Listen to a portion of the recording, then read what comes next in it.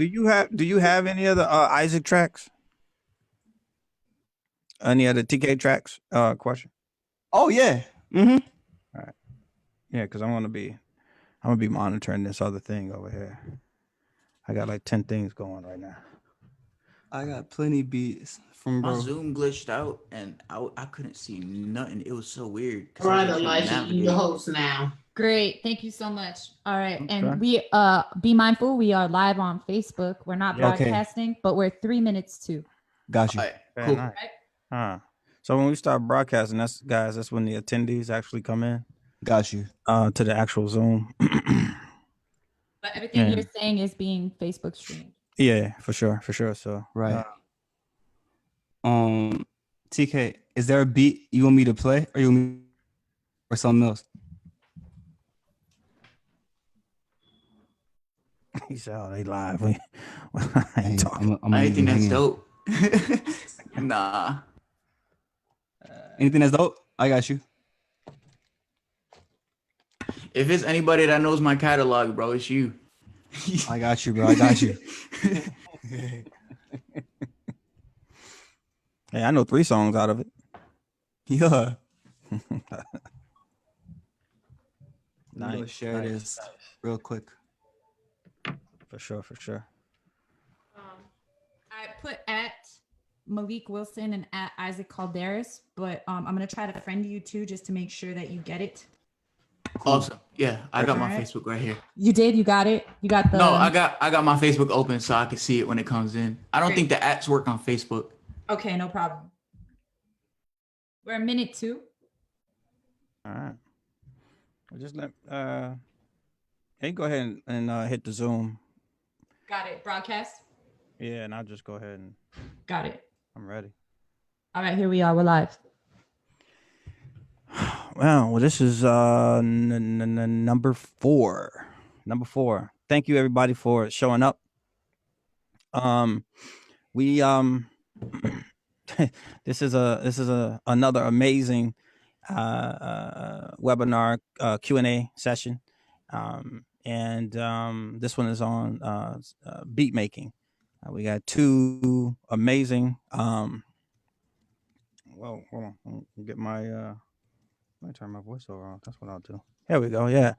So yeah, this is about beat making, and we have 2 probably one of the most prolific blind beat makers on the planet. With us some young cats, one from Atlanta, one from Connecticut.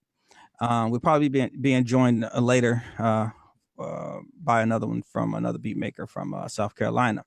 However, IC Music, yes, thank you everyone for showing up. Again, this is amazing. Check us out coming up in the future. All the programming that we got going on, courses, music lessons.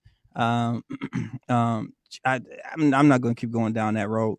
However, we do have a raffle that's going to be coming up probably starting next month, where we will be raffling off a free course of choice, and that's going to be amazing in itself. Any one of the courses, and that's like a $1,500 value, and so to be trained by any one of the 12 IC Music trainers is obviously an amazing experience. So I'm gonna get right on to it today. Man, this is a thing that's kind of close to me because this particular subject it has everything to do with vocation. And anyone that knows anything about IC Music here, where we train the totally blind and visually impaired in audio production and studio engineering as it pertains to adaptive technology, that's this at its highest level. These guys have been making beats for a few years now, a bunch of years now, put together, I could say collectively. And one is 18 and one is 23 years old. So they have a real understanding of technology. That's why I mentioned the ages.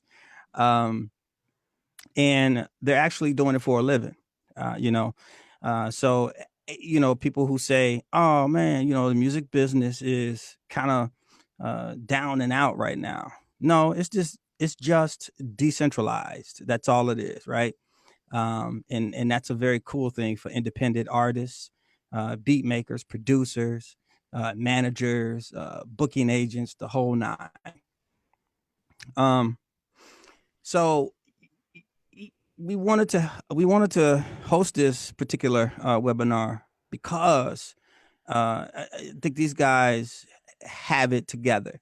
You're talking about bios. You're talking about winning contests, beat making contests. These guys are artists as well, and they're both focusing on their artistry right now. So that's even cooler in itself, right? Because now we're talking about diversifying the revenue stream. That's the thing that we have to do in audio industry. You have to have multiple streams of revenue in order to be successful, right? So I'm not going to keep talking about it. I'm going to get to the first gentleman. I think I'm going to start with the youngest first. I think that's what I'm going to do. I think I'm going to start with the youngest. Yeah, DJ TK, my man from Connecticut. Yes, How are you sir. today, man?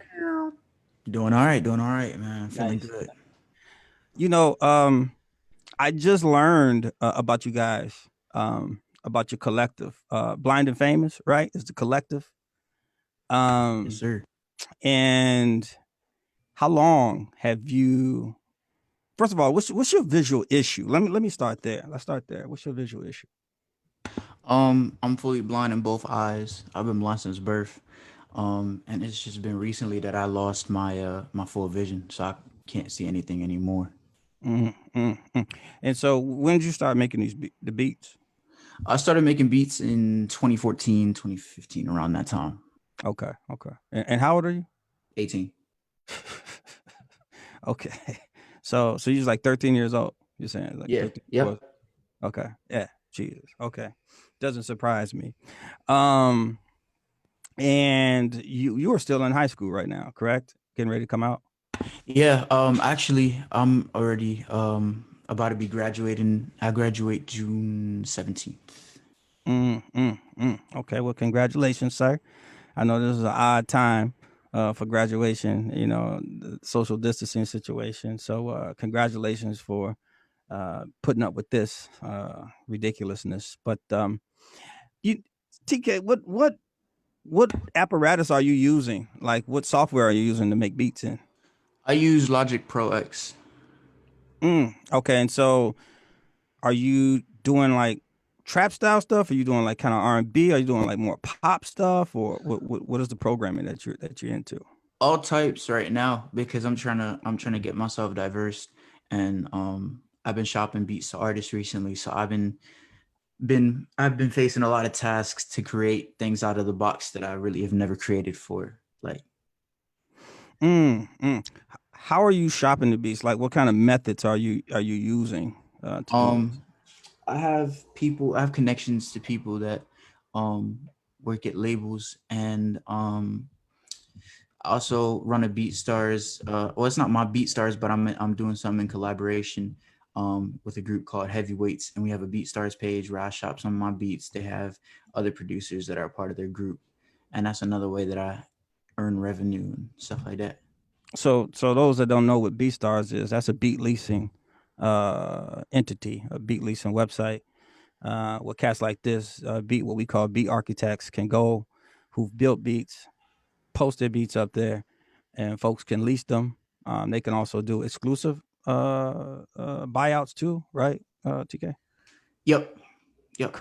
Cool, cool. Um, because I know we got some questions that's gonna be coming too. Question. My man from Atlanta, Georgia. Um, I learned What's about good, you, bro? man, my dude, man. I'm trying to tell you, I learned about this guy probably what, about a year and a half ago, and been blown away ever since. And I Thank know you. that he rapped like, Thank and then I heard it, and I'm like, this is not the same guy. This is crazy.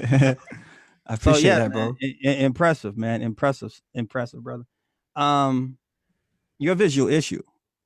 I have optic nerve hypoplasia. So what that means for me in layman's terms is I have very little vision in my left eye, no vision in my right eye at all. Right. I have light perception and I can see some and and I can't see things that are like too small. So I Yeah. read braille.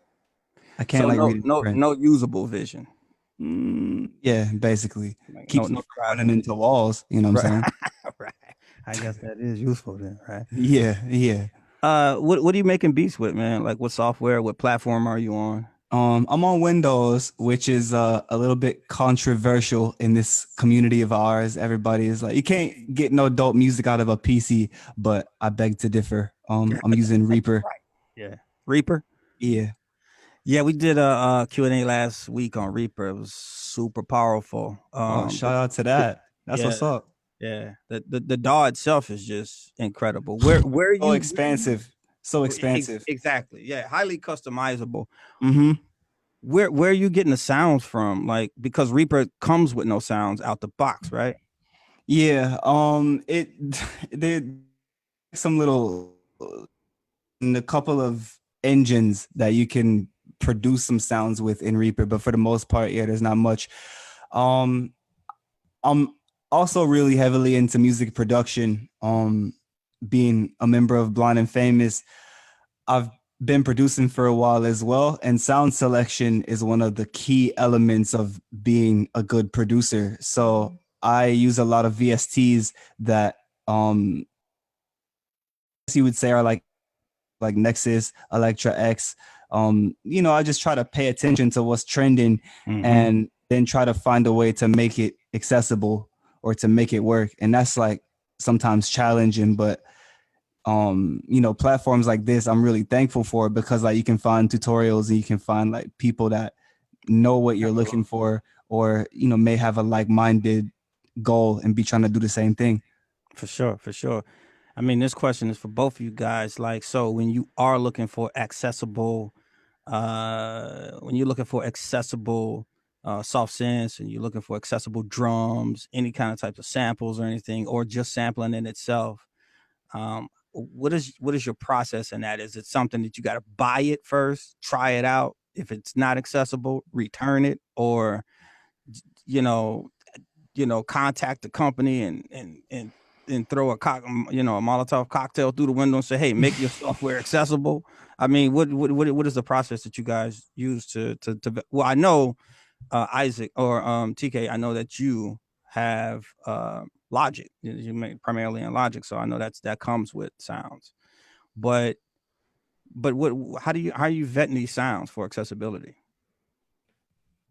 You can take that first, bro, if you want. Like I was hoping you go first because like Oh, I got you. So for me personally, it's just a matter of trial and error.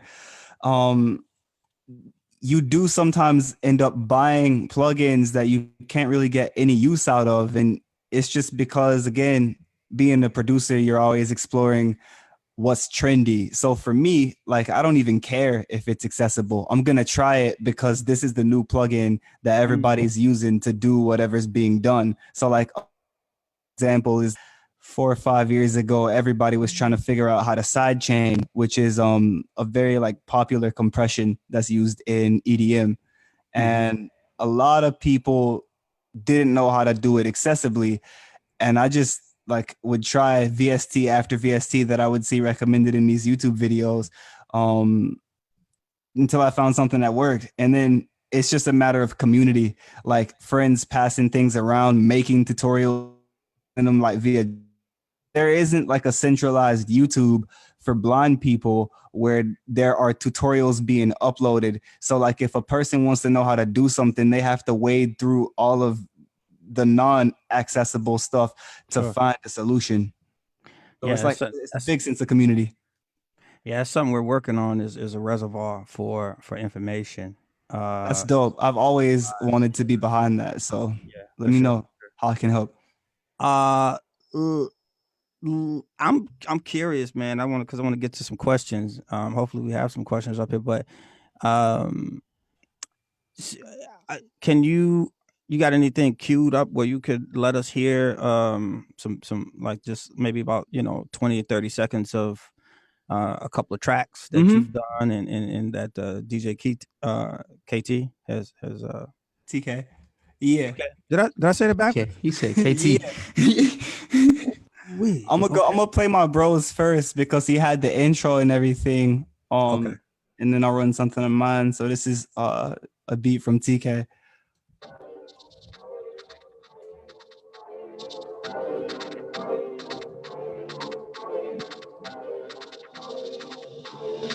Y'all hear it good? TK, you a savage. Bitch.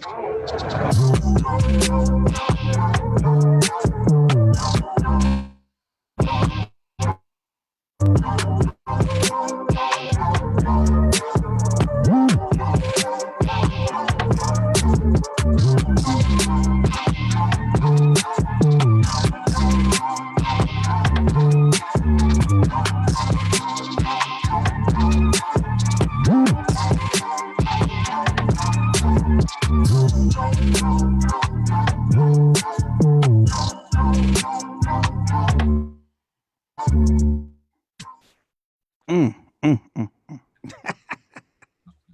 He's a beast. He's a Yeah. beast. Okay. Okay. He's a monster. I mean, I laugh about it because, um, I kind of come from hip hop, if you will. I mean, Respect. first getting started out the gate, and it's just cool to hear this programming at that level. The innovation, man. It's crazy, sure. right? For sure.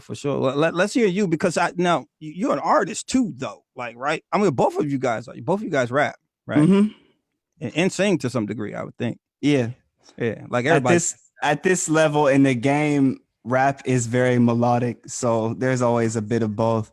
In this day and age, especially like with the youth, like we just love melodies. We love melodies. For sure. Let's hear one of your tracks, man. Bet.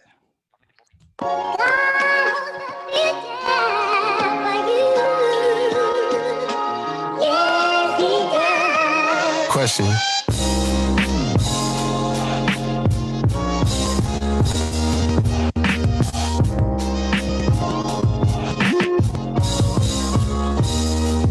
Oh my God.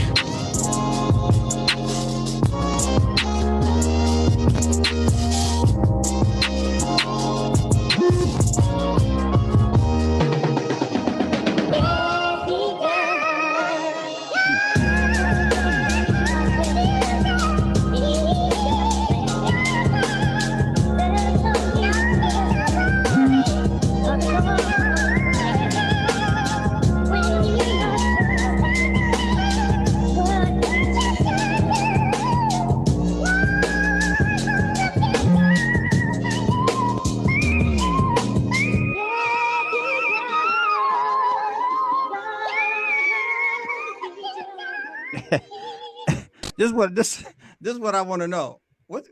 Man, you young. What you know about the swing on a hi hat like that? I'm a student, bro. I respect music. This is literally all I ever wanted to do my entire life. So if I don't know what I'm doing, I don't need to be in this position. Straight facts. Definitely. That's facts. So, Aliki, I'm just gonna open the floor up. Any questions out there? Certainly. This is a first. Currently, I have no hands raised. If anyone has a question, please refer to the Q&A if you would prefer to type your question. If you would like to ask a question live to our panelists and to Byron, please raise your hand and then I will unmute you.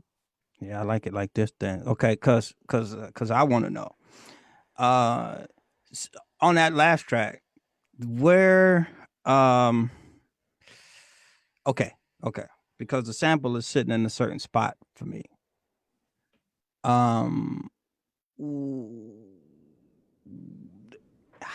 What inspired that to happen the way that it did? Yeah. That track was all about that feeling for me. So thank you for that, grabbing you like that. I made that for, and there's a platform called Battle of the Beatmakers that happens in Toronto, Canada. It's streamed on YouTube. A lot of producers have watched it. I was a fan of it for years, and the management that I've been working with for about a year now, one of the first things they did for me was got me into that battle with like no hey, Breeze is here. Shout to Breeze. Sure, sure.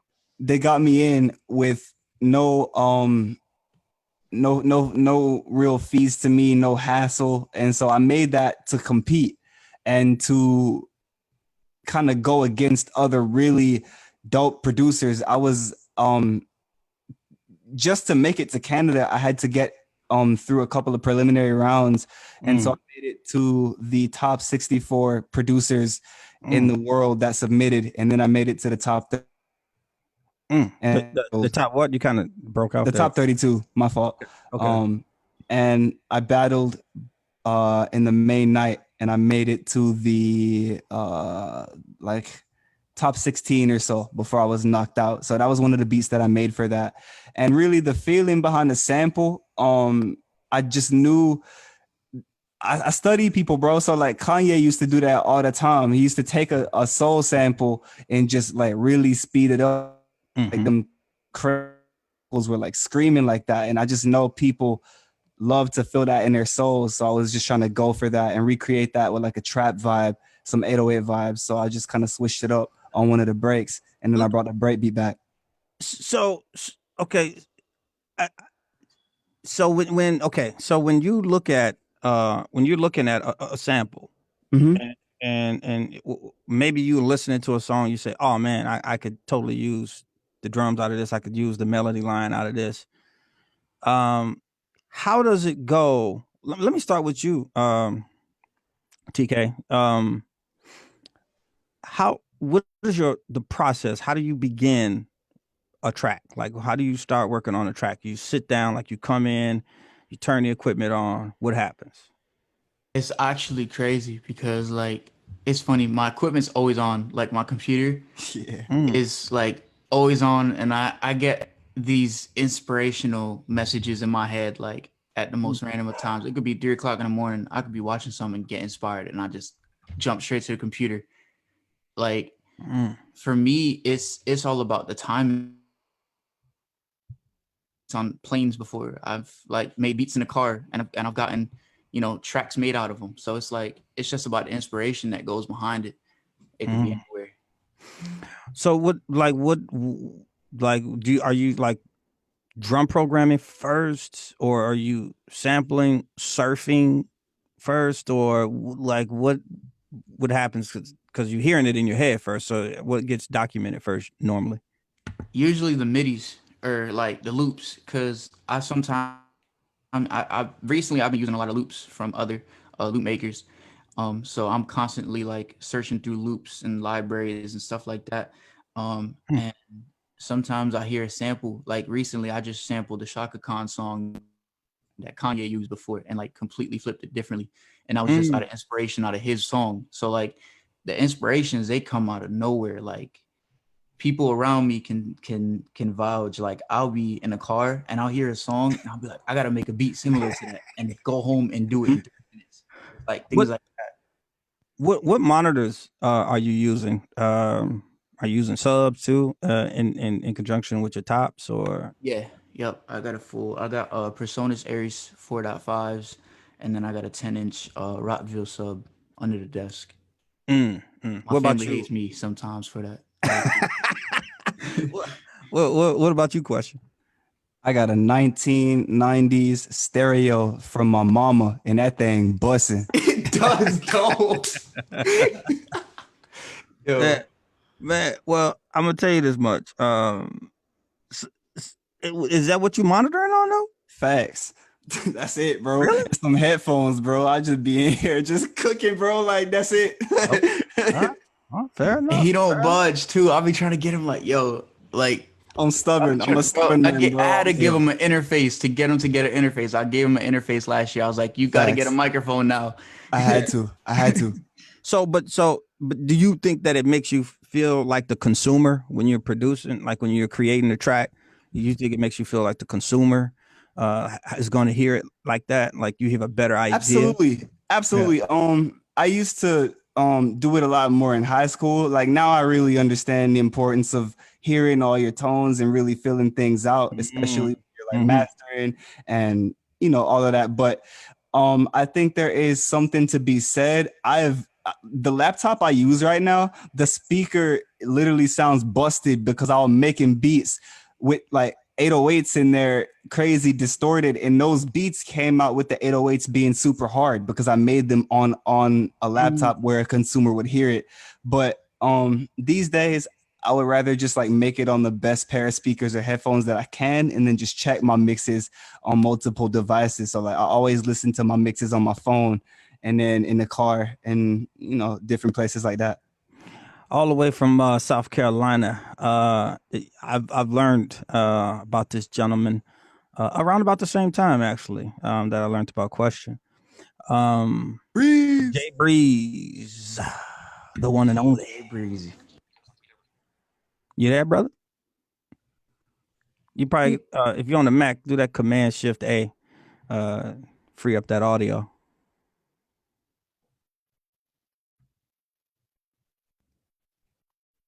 Going, yeah.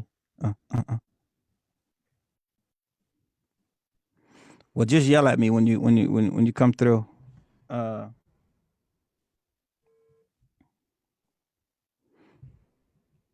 to like text somebody. So, No, that was my fault. oh, that was yours. Okay, cool. Yeah. Okay. So, well, while my man Jay is getting audio going, and feel free to break in, Breezy, when you do. This is something that I wanted to, both of you are just creating these tracks in the DAW. You're not using any kind of external samplers like Kai stuff or and Sonic stuff or No, any of. yeah, it's all just editing within the computer program. Because I mean that there's a looseness there that I hear when I listen to the tracks. It doesn't sound so ones and zeros, even though I know a lot of the rapid hi-hat stuff and snares and kicks and stuff like that sounds machinery, but this has a looseness to it, and maybe it's the and I don't know if looseness is the right word. It might be more of a No, I human agree. thing. It's a You know swing. what I mean? Yeah, I mean, because the way that hi-hat was shifting, I thought was pretty incredible. Thank you. I give credit to early hip hop producers. A lot of times, the way I've seen it explained in documentaries is like the machines would actually be having problems processing some of the audio, and it would drift the hi-hats like that. And that's why we got that. But now that is just like such an important part of it. So I always try to emulate that. I actually like make a point to, once I have like quantized something perfectly to the grid and gotten it precise, I make a point to kind of put that natural drift back in there. Look, I'm gonna switch the conversation a little bit because I mean, you cats, both of you. I mean, I know all three of you guys are using screen readers when creating these tracks. How much of the screen reader do you? How much are you using the screen reader in the process of making a beat? A lot. Does that make sense? Like, so it's an integral part. I couldn't do it without. A lot of it is muscle memory, but it's always telling me like this grid position, I've selected this item, I'm always browsing through my folders. Like so much of beats today is just selection, like what combination of sounds you put. So you're always selection and trying to find new combinations of things. You say item. What is an item for those that don't know? My bad. So an item is a term in Reaper. It's like a section of audio that you can split up on your tracks. So it allows you to edit certain pieces of anything that you put in there. So what about you, TK? So is voiceover? Is it like chattering away? Because I know for a fact that it's speaking that timeline quite a bit. It's funny because like now, and it was funny because I was looking through some live streams that I did the other day or like last year, and I was listening to how I used to maneuver voiceover in Logic, and like now, sometimes I turn my speech off and I only turn my speech on to navigate my tracks view and my inspector, and like when I'm doing plugin stuff. But like my sample library, I've memorized the 1,000+ sounds that I have in my sample library and know exactly what to search for. And like it's funny because like I have two native instruments controllers, and I still haven't set my native up, so I'm still Really? using stock Logic stuff. Ooh, ooh. So Yeah, what do you have? What native instrument stuff do you have? I have the M32 and I have the A49. Dude, right. Ooh. Yeah, that's gonna change the game for you and Logic. I mean, the Yeah, I'm just integration waiting for this quarantine to be over because I need to go to someone to get help with for getting it sure, set up. for sure, for sure, for sure. So with your when you make a beat in Logic, how long does that take normally? uh 15 to an hour, sometimes more. It's dependent on the genre. I can make a basic trap beat in 10-15 minutes, and I've made EDM beats in 2 to 3 hours. So it just varies on like exactly what I'm feeling and exactly the drum bounce that I'm trying to, convey, and Mm-hmm. a lot of the melodies. Like that's all it depends on. Mm.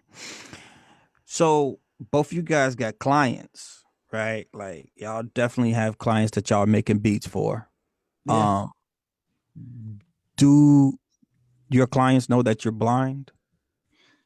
I sometimes I don't advertise right away that I am blind just to see what kind of reaction I get. Like, and Same. it's not in a bad way, but it's like Yeah. people hear our beats and they're like, "Whoa, like that's crazy." And then they find out you're blind and they're driven to get to know your craft and who you are even more. Yeah, yeah, yeah. I think it's an advantage to them not knowing a lot of times because it allows you to know to learn that what you've done, your creativity, is like on par. You know what I mean? So Yep. you definitely don't want the crutch there. What about you? Question: do your clients, like the ones you make beats for, do they know that you're? Because I mean, you're kind of out there, like as far Yeah, as in the public it as well. depends. It depends. Honestly, I like to let the music speak for itself. So I never hide it. I don't mind answering questions about being blind. I don't mind talking about it or educating, but I don't ever want it to sway somebody from buying production or make somebody like feel pity and be like, oh, let me check this out. So I like them to encounter, me as an artist or as a producer first and just hear the music just for the music. And then it's kind of a by the way type of factor. Yeah, you're right, right, right, and I like that a lot. Yeah. Um, what? So okay, so that's to me. I agree with that wholeheartedly. I know mixing records and doing production, recording. People don't know a lot of times uh, Mm-hmm. that I see zero. So I I could think see that being a big like people would be tripping if like they were ignorant to us being able to do our job sometimes. So I could see why you'd feel that way. well, I think I think I more so keep it under wraps until the last moment is because he's like, oh, this blind guy's mixing a record. Oh, I know he can hear a mouse piss on cotton, and that's not the case. We don't hear better. We that's how we see. So obviously that's how we're paying attention to the audio. But I think an inherent advantage is to that to that is that, like I said before, and when I mean inherent advantage, I'm talking about to not letting someone know that you can't see. Uh, like I said, I think it keeps you honest. It keeps your creativity very very much honest and Mm-hmm. true and tried, right? Mm-hmm. Um, these are you on NVDA or are you using JAWS? I use NVDA. So you're using NVDA. Okay, yeah. I love NVDA. What kind of PC you got? I'm curious to know that because I'm not a PC guy, you know, and I know So- you said that was kind of a conflicting situation. Funny thing is, I actually got a Mac a while ago because there was this like thing where like, the best PC is a Mac because like performance and all that. And it worked for a while. But as programs and stuff have updated, like I'm probably finna cop a new PC too. But I like Mac. I like the way that it runs Windows. I think it's like, I don't know, it runs Windows better than some Windows computer do. So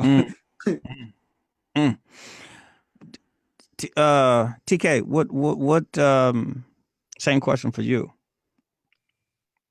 What type of Mac you got? Well, not type I of have a MacBook Pro 2014. 2014. Yes, and this thing comes with me everywhere with me. same. What is y'all conversion? What are y'all using for interfaces? When I go out, it's just my computer, my headphones, and whatever hard drives I need. I don't bring no microphone. And Yeah. it's funny because I was just literally yesterday night I was about to start looking online for some USB microphones because I'm trying to start traveling more and I don't want to stop my creativity. So like I'm really trying to find a mobile setup that I can bring but not, So, I had a ATR 2500 USB mic that I used to bring with me and travel around. You can actually get some really good vocals out of that if you have. I use a lot of Waves plugins. I really love that suite. yeah, that was my next question. Yeah, I don't have We waves. can get I'm so in- sad. We can get into that. No, this man is dope. He don't have waves, but he be mixing like a champ. Like he's tracks is crazy. Yeah. So you using Waves like for what specifically though? Like what are some of your Wave plugins? Fellas, what's going on, yeah? Hey, There you go. There you go. Hey, there he is.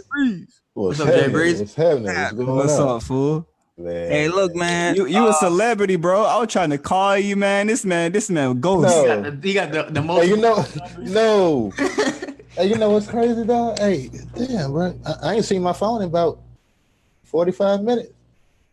He said, I ain't seen my phone. Ooh. It get like that. Somebody It gets controlling my like screen? God, what's going on? Yeah. Somebody can control screens? Oh, yeah. that. No, screen share.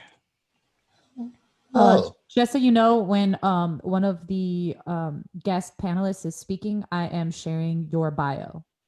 Oh, Yeah. okay. Jay Breeze, Oh, I am awesome. currently sharing your bio. Okay, cool. So Jay, So Breezy, is there a way y'all can show screen? Can we share our screens too, or is that like you can share your screen. Yeah. all right, cool. Let me Yeah. let me put y'all over here real Cool quick. little setup. I like it. Hey, So it's a vibe. so you were saying TK?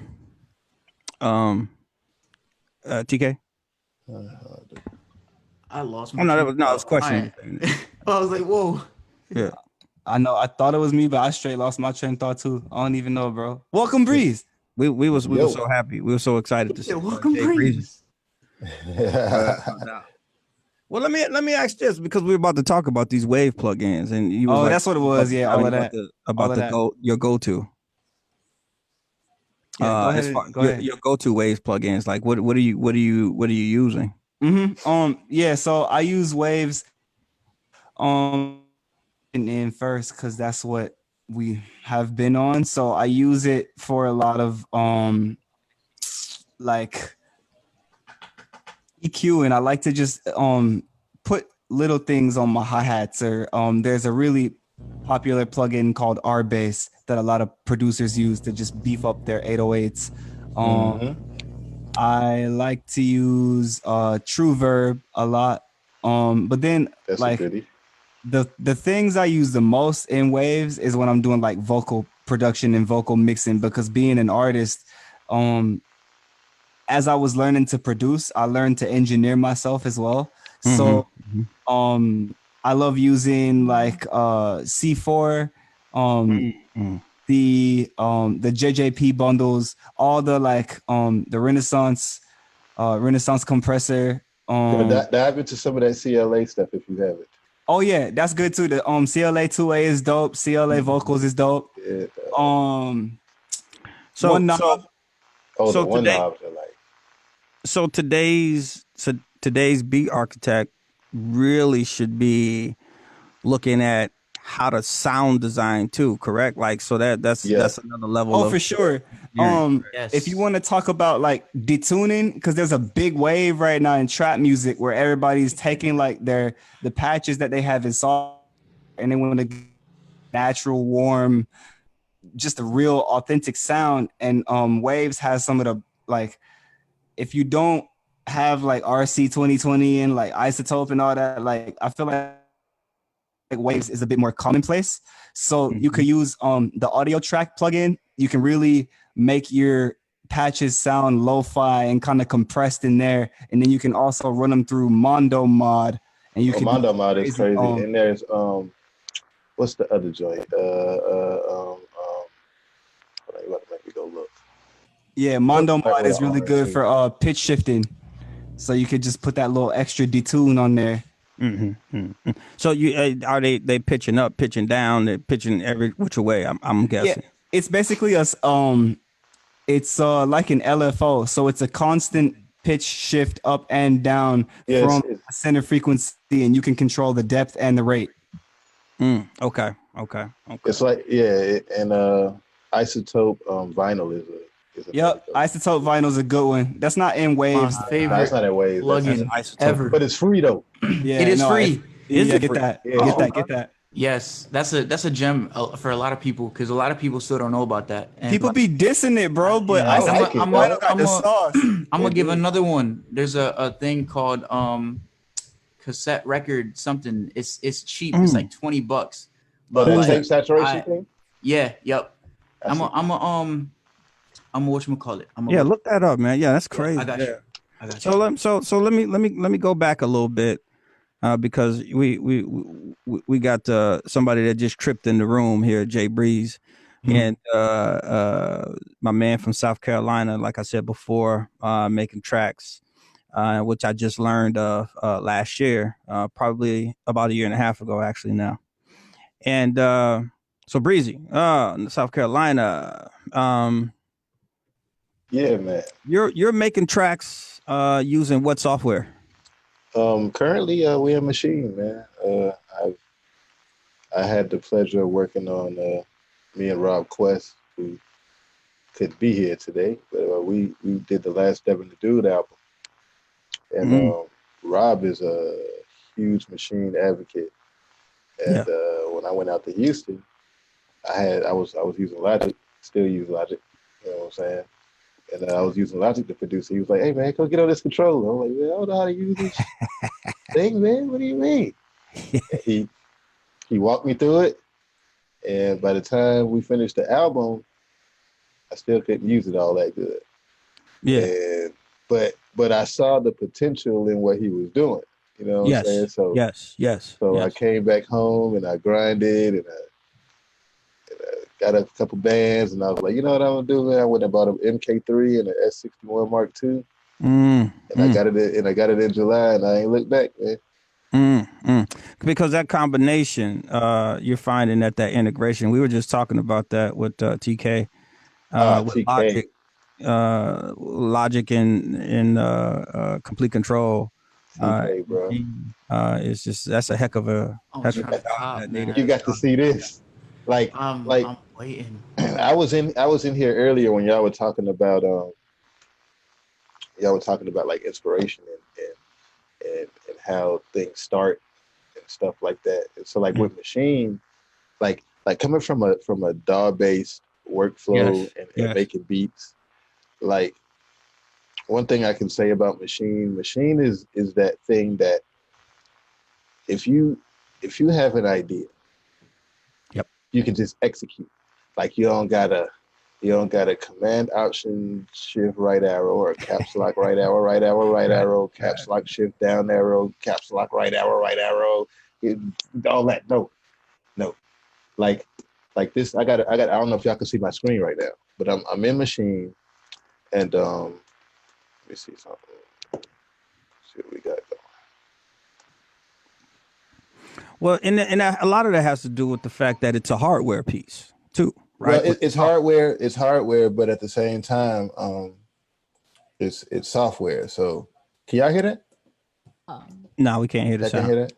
Okay, something's going on. I just want to interject, just so you know, Jay Breeze, yes, your screen is currently being shared. Could I just ask what program you're in, just so our guests, the attendees, would know? I'm sorry. What'd you say? I missed that.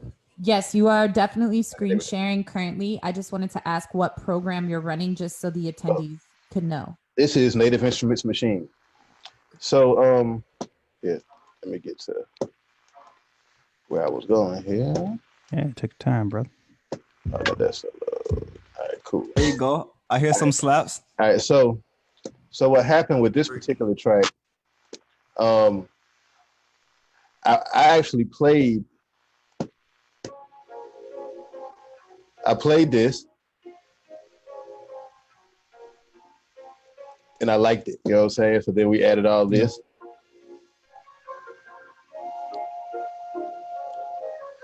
So that became a loop. You know what I'm saying? This sound, this sound, this sound, and the flute. And if y'all look at my screen, y'all can actually see what I'm pushing up here. So these 4 sounds is what I started with, right? And then I got a whole bunch of drums over here. A whole bunch of drums right here. You know what I'm saying? But then the point of machine that I love is that turned into this right here. So you can sample yourself in to machine and then add effects, right? So then after I did all that, it all came out to this.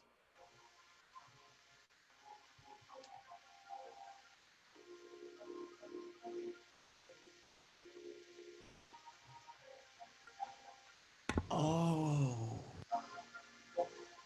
So all of that's the loop I actually played, but I sampled it in, put effects on it. And halftime invited. Yeah. And then could you chop it if you wanted to? Yeah. So that's dope because I'm trying to find a way to do that in Logic. Like, look, I can go in. This is the loop, right?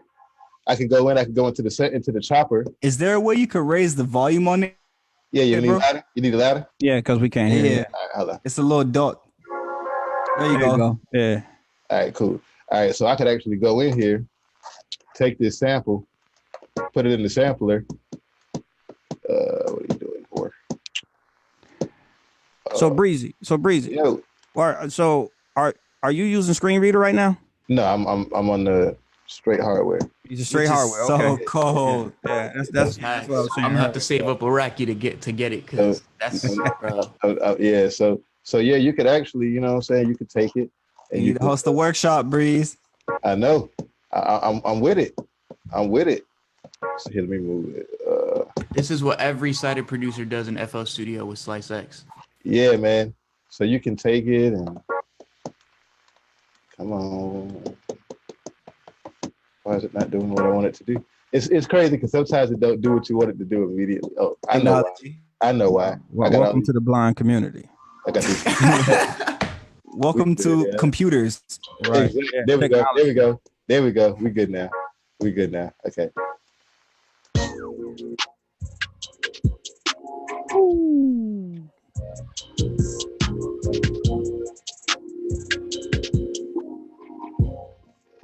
So look, so this is the,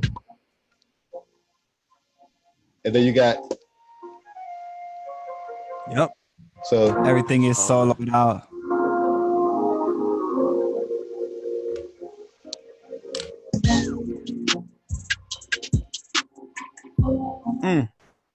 So do you usually bounce those stems out into a DAW or?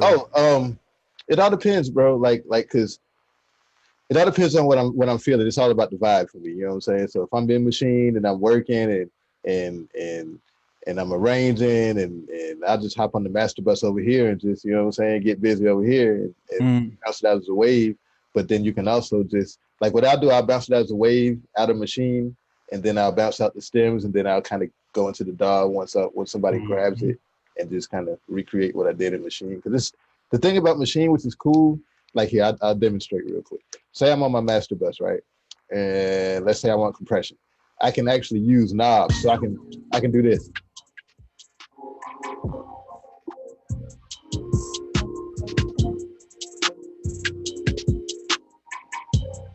You know what I'm saying? You can actually use the plugins with the knobs. You know what I'm saying? Instead of clicking on shit, and you know what I'm saying, you can dial your shit in. And it makes a world of difference, bro. So check this out though. Check this out, because this is crucial. What's that? Like I said before, this is a hardware piece, right? But I mean, obviously, you know, the sounds and everything, the sequence is coming from software. But what makes this so powerful, and you being able to do this, why I asked about the screen reader, it's because you know you can move so quick. I shudder to think how quick you made that track. You know what I mean? Oh man, it's and that's another thing. Like bro, it's almost seamless, bro. Like you can come in and you can just get to work, and you don't gotta worry about nothing, bro. Just do it.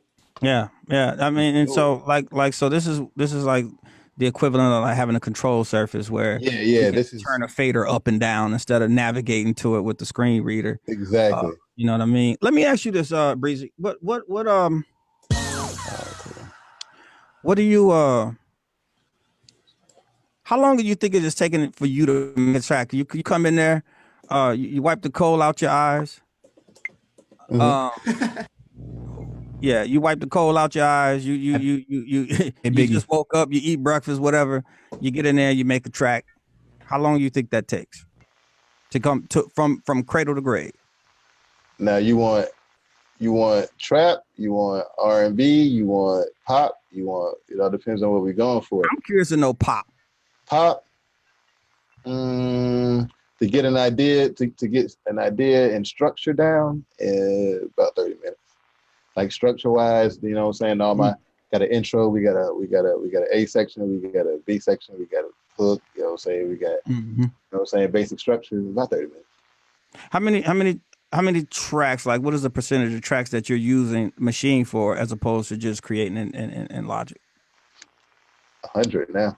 100% machine, bro. I don't look, it's just like for instance, I'm talking to y'all right now. You know what I'm saying? I can just, you know what I'm saying? While I'm talking, I can just, you know what I'm saying? Just sit here with y'all. And my boy GF, shout out to GF. He be doing that all the time when we hanging all out. the time, bro. Shuffling through sounds like mad quick. Yeah. You know what I'm saying? Just all day. Y'all just. So you're making this from scratch right now? Right there. Right now, you know what I'm saying? You know what I'm saying? I'm doing this right now. You know what I'm saying? Are we finna have a cook-up contest? Yeah, just go ahead and make a beat right now. Not really, you know what I'm saying? We can, though. You know what I'm saying? We just I'm just showing y'all like how y'all seen it because y'all be around G, you know what I'm saying? So it's just it's nothing, bro. And GF is like his swings, bro. Like the way he be just swinging them hats and the kicks, like he knows what he's doing with that. Like So Breezy, just create a track real quick. Let's get it.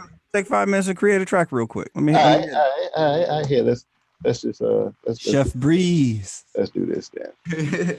So we do have scripts on the Mac side for machine. And they dropped them already? Yeah, they out. And I use them for little shit like searching through my library because I got like I add for user sounds. You know what I'm saying? So I use that for like searching through. Here, let me see something. Let's see. All right, check this out, right? We're just gonna fuck with this slicer real quick. Okay, this is PG, brother. So I'm sorry, my bad, y'all. We're gonna mess with this slicer real quick. That's the after 10 o'clock PM type language. Right. My bad.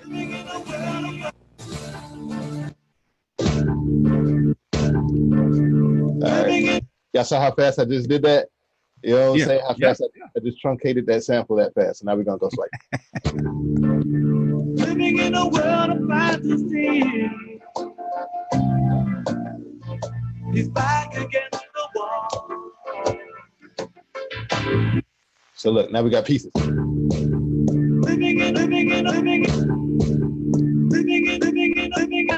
That's it right there. That's it right there. Bro, that's some Kanye vibes. What you saying? What you saying? So now we just, you know what I'm saying? You know, in your samplers, you got to take your polyphony down to do this. So we don't want that. So we take it down for each pad. But look how fast it is. And I got 16 chops. We almost. So, what is the meaning of what you just did for those polyphonies? I didn't understand that. You know how when you have 808s and if you don't turn the polyphony down, they'll bleed out. Like here, I show you. Oh, like the release? I see. Look, you hear that? Yeah. If I turn it all the way down. Oh, I see. I see. You know what I'm saying?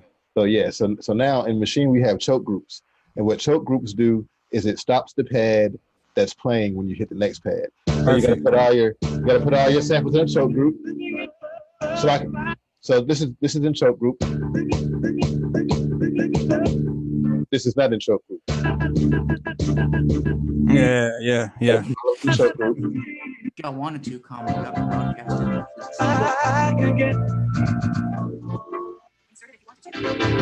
All right, now that that's done, this is the crazy thing about machine too. You can just say I want to pitch all of this down.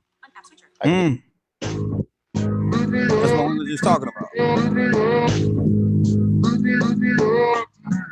That's awesome. And then what I usually do is I'll put a filter on my chops, and I just put it on the whole group. So I go to plug in, we go to group, and we'll throw a filter on here.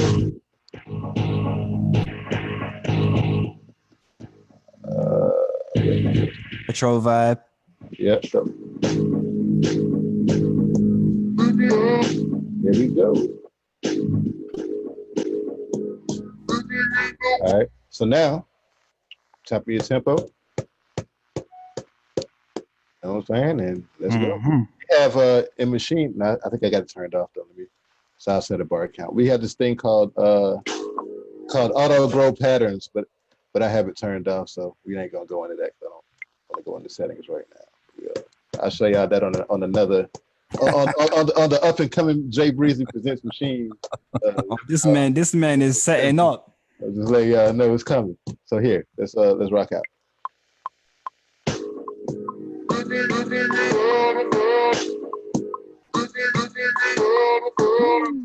That's smooth. That's smooth.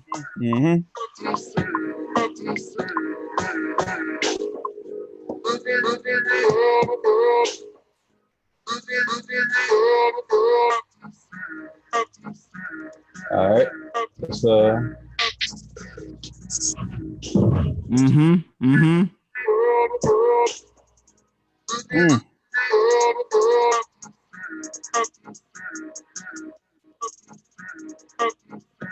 So right now I'm setting my velocity limits for my hi-hat. Now we about to rock out. Wow.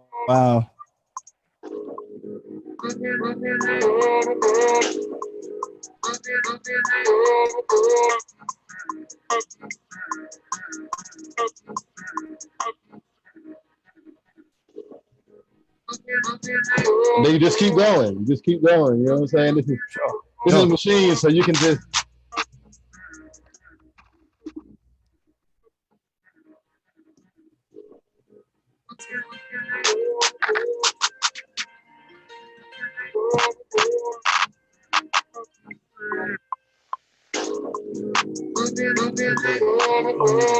I will call you when I'm done. Period.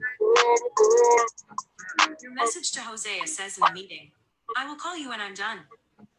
Ready to send it? Yes.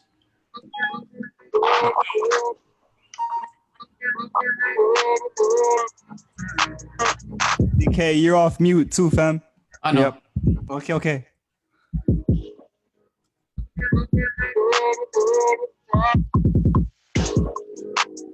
That's a tough kick. So would you be able to change velocity stuff? Yeah, he did. He set up his velocities on the hi-hat. That's hard. Did you hear that? Yeah. Watch this. Watch. Here you go, TK. He did it on the fly.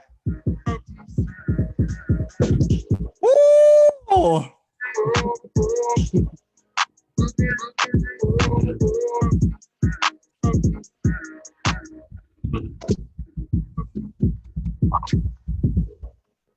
Okay. Hey, Breezy. Go. So hold on a second. Hold on a second. Mhm. So now, when you're creating these tracks, do you have like, okay, so you obviously have clients that pay you to create music for them, correct? Right. When you create the tracks, do you normally get vocal ideas? Do you do Um, is it just something they say, hey, look, I want this to sound like so and so, so and so? Sometimes it's like that. Sometimes they'll send me a voice memo of a somewhat put together hook Mm, or a melody. And I gotta make sense of that. Like it's mm. actually a track, you know. There's this one dude, he sent me a little melody clip and I wound up putting it in the track. And he was like, hey, what's that instrument? I never heard that before. I was like, that's you, dog. Yeah. Right. And so I I don't mean to cut you off, brother, but You good? like you do we have any questions? Yeah, do we got any questions?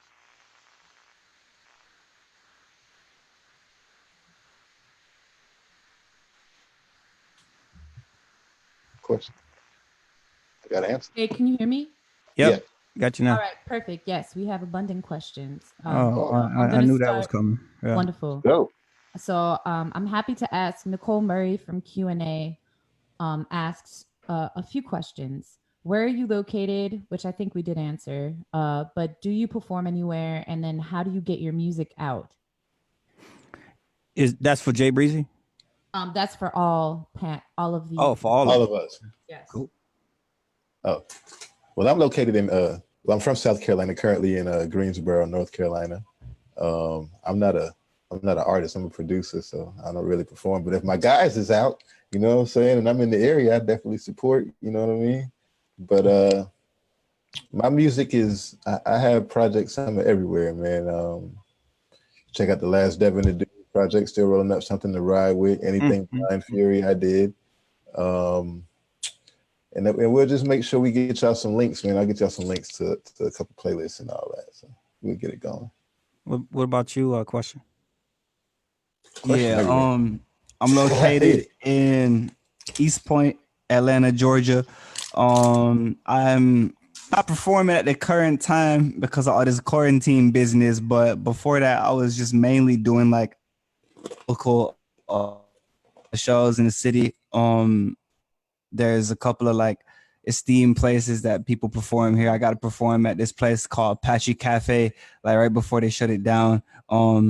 I freestyle a lot as well. So I've been blessed to be a part of a nonprofit organization. We go into like different schools and different youth groups and just teach people about the power of language through freestyle and, empowering people with confidence through being able to think on your feet quickly and express yourself in that manner. So I've done that. And then right now I have a YouTube channel, which is Question Official. And I'm dropping music there every week, along with my social media where I stay active. And I also drop an audio vlog every month on my YouTube, just to keep my people engaged with me. TK, what about you, brother? I really haven't started performing yet. I've done a couple around the city. Really where I gain a lot of my fan base and my audience from is from my social media. So Twitter, Instagram at DJTK_music, and my YouTube DJTK music is where I post all my music. And I used to post beats, but we just transferred straight to BeatStars. So doing that. So, but you're from Connecticut. What part of Connecticut are you? I'm from Bridgeport, Connecticut. Okay, cool. Any more questions? BPT. Yes, sir. Yes. I'm going to take Scott Chesworth right now. Scott, you're live. Scott Chesworth. Hey, chaps. Oh, hey. Hey, what's going on, Scott? I got a couple of questions, if that's all right. First one, question for question. Why aren't Hey. you on the Reaper WhatsApp group yet, dude? Bruh, I don't even know. I would love to get hooked up with that. I've heard about it and I would love to contribute and learn from there. So let me know what I need to do. Yeah, I'll get Byron to send you a join link. Absolutely. Awesome. Appreciate you. Sweet. So two questions. You all seem to be very self-sufficient. Like it seems to be like an end-to-end thing where like it goes right from the germ of an idea right up to being leased, right? Definitely. Is there any part of the process that you're still outsourcing?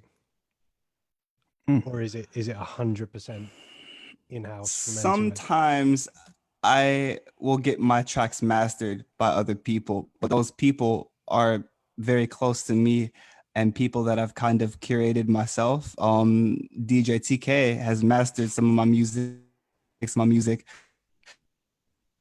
Our guy J Mouse, who's in Blind and Famous with us. Because I kind of wondered, because I have a thing here where if I've recorded something, I don't like to mix it. And if I've mixed something, I don't like to master it. I And respect that. wondered if you still get like you all seem to be a lot more prolific than me in terms of output. So I wondered, is that a thing that goes away once you've worked on enough stuff, or is that just like, is that a curse that we're stuck with? I think it's a matter of case by case. I think it's just a matter of how your creative process goes, and it might even be idea by idea, because as a producer, I actually don't rap over most of my own beats. Most of the things I rap over are from other people. So I guess that kind of answers the question. Like I do outsource a lot of my production because being a freestyle artist, a lot of the things that I do are spontaneous. So I don't want to spend 2 hours programming a beat and knowing exactly how it's going to hit. Yeah, that makes sense. So I think it's a case by case thing, because like when it comes to certain songs being mastered, I don't want anybody else to touch it because I don't feel like anybody else knows what I'm trying to achieve. But then in other cases, I'm open to criticism. So that's how I work. Okay. And last question from me. Can you all give me a quick rip through your process of like knowing that something is finished? Anybody else want to go first or go? Sure. So really for me, I'm like question like, so are you asking an artist side or production wise? Because I can answer both.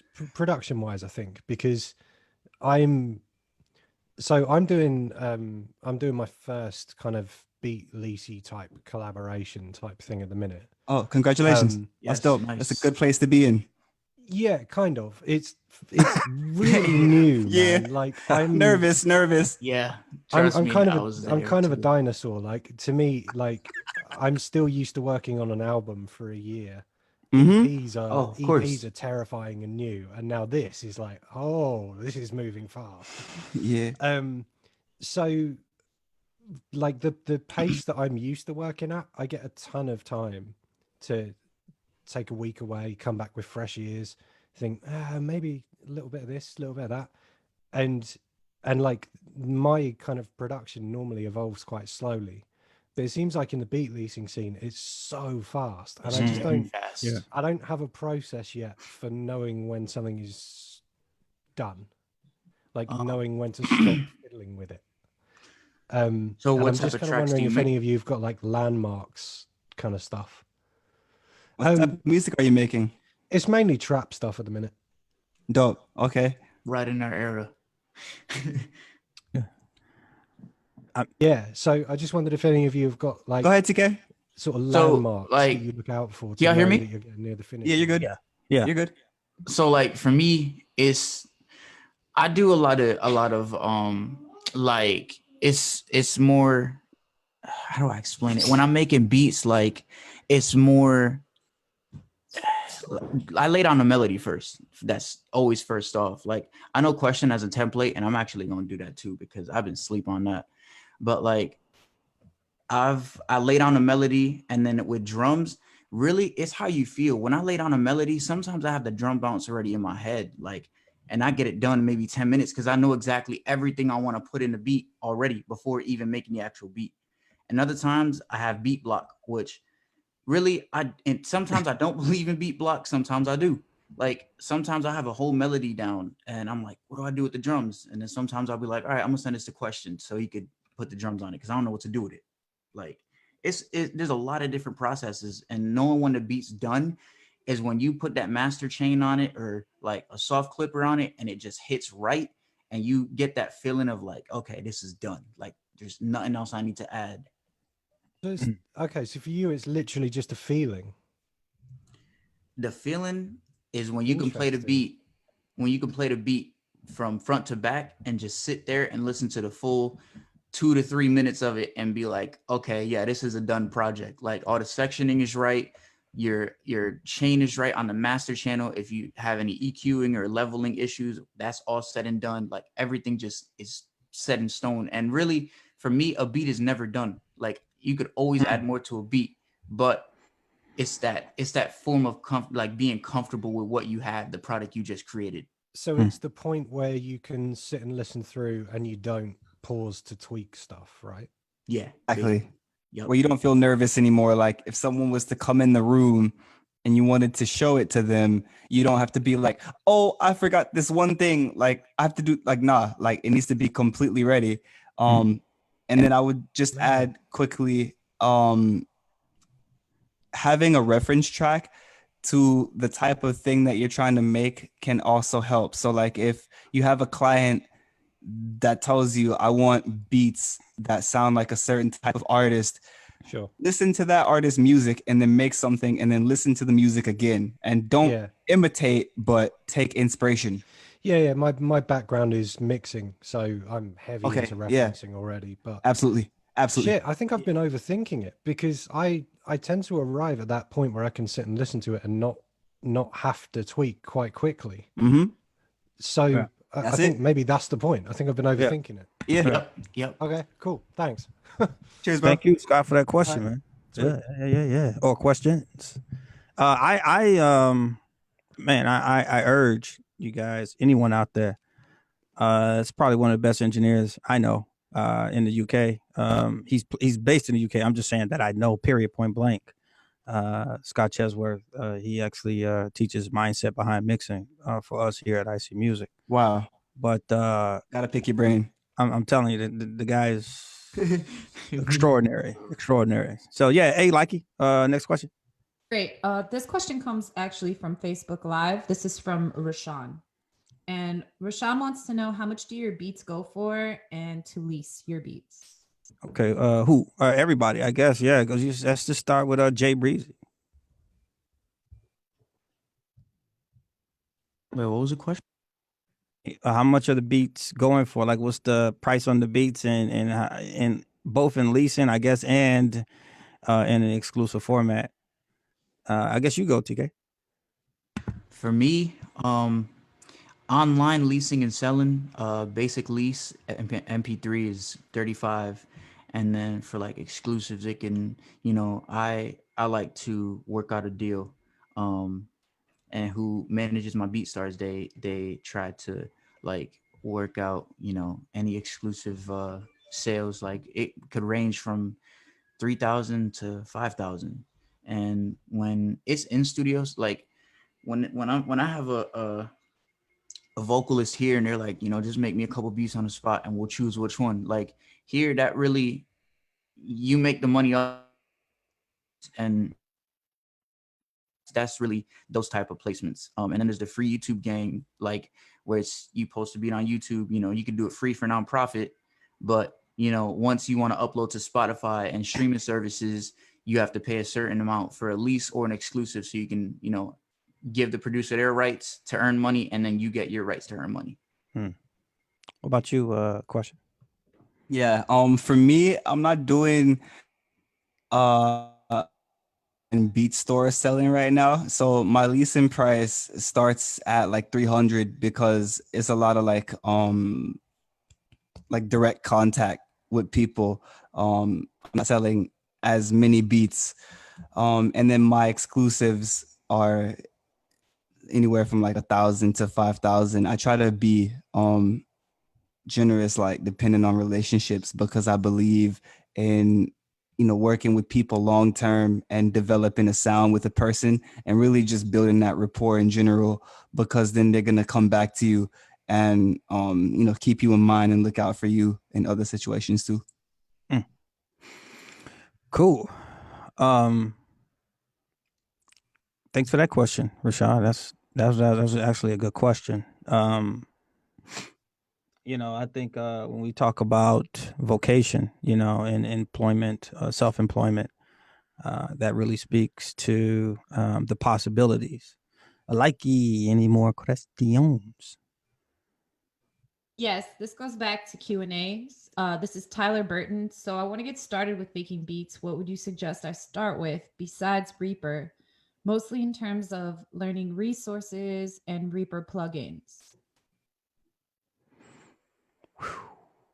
Like, Oh, so you're in Reaper, or you're saying you've So this person did not raise their hand. Their name is Tyler. okay. So his question once again is, so I want to get started with making beats. What would you suggest I start with besides Reaper? Besides Reaper. Mostly in terms of learning resources and then Reaper plugins. Let me say this. I'm going to tell you something. Machine and Complete Control with Logic seems to be kind of the world. It's the best of all. The host integration is amazing. As you can see, what Jay Breezy just did. If you're talking about making beats and you're talking about being efficient, Machine is definitely the direction that you would want to go. And this is a shameless plug, obviously, but IC Music, we do train on Machine as well. Jason Dason is the Machine instructor here, and so it's obviously an apparatus that kind of reminds you of the MPC 60s and 2000s and 2500s and 4000s. If you've never seen the Machine before, it's just like a square box with 16 pads on it and some knobs and some buttons. And so you're tapping these pads for drum programming or any kind of sampling. So it's not set up like a control, like a complete control, where it's a keyboard style controller. This is a MIDI controller that is shaped like and behaves like a drum machine. And so that's what makes it really powerful for beat making. So I would suggest that honestly, and the Logic as well to go along with that. Especially this new Logic that's out is just, it is rivaling. And I'm saying this confidently, it's rivaling. It rivals Ableton. And for the blind community, Wow. That's a big deal. Yeah, for sure. You know. Other resources, I would just tell, like, watch whoever you're inspired by. Go and look at videos of whoever it is that influences you to make beats, and the beats that you want to learn to make. Go and learn what they've done to create it. Learn the science of sound, if you will. Just learn about sonics, learn about layering up drums, and where these samples come from, or whatever it is that you're trying to do. And that's going to also give you a wealth of knowledge and insight into things you could try to do. Yeah, the accessibility, Tyler, if you're blind, is really going to make a lot of sense to you in that world. That's why I would say it. Plus, it seems to be the workflow, of choice. Mm-hmm. So yeah, any more questions? Yes, we have a ton of questions. I just want to be mindful. It is 17 after 5:17. And okay. Eastern. Yes, correct. Oh, I was like, man. Sorry, 4:17 Central Time, and then wherever else in the world. Okay, so yeah, let's try to get these questions going. Great. Yeah. So we have Owen Parkin. Your hand is now unraised. You are live. Owen. Hello. All right, hello. Can you guys hear me? Hey, Owen. Hey, what's going on?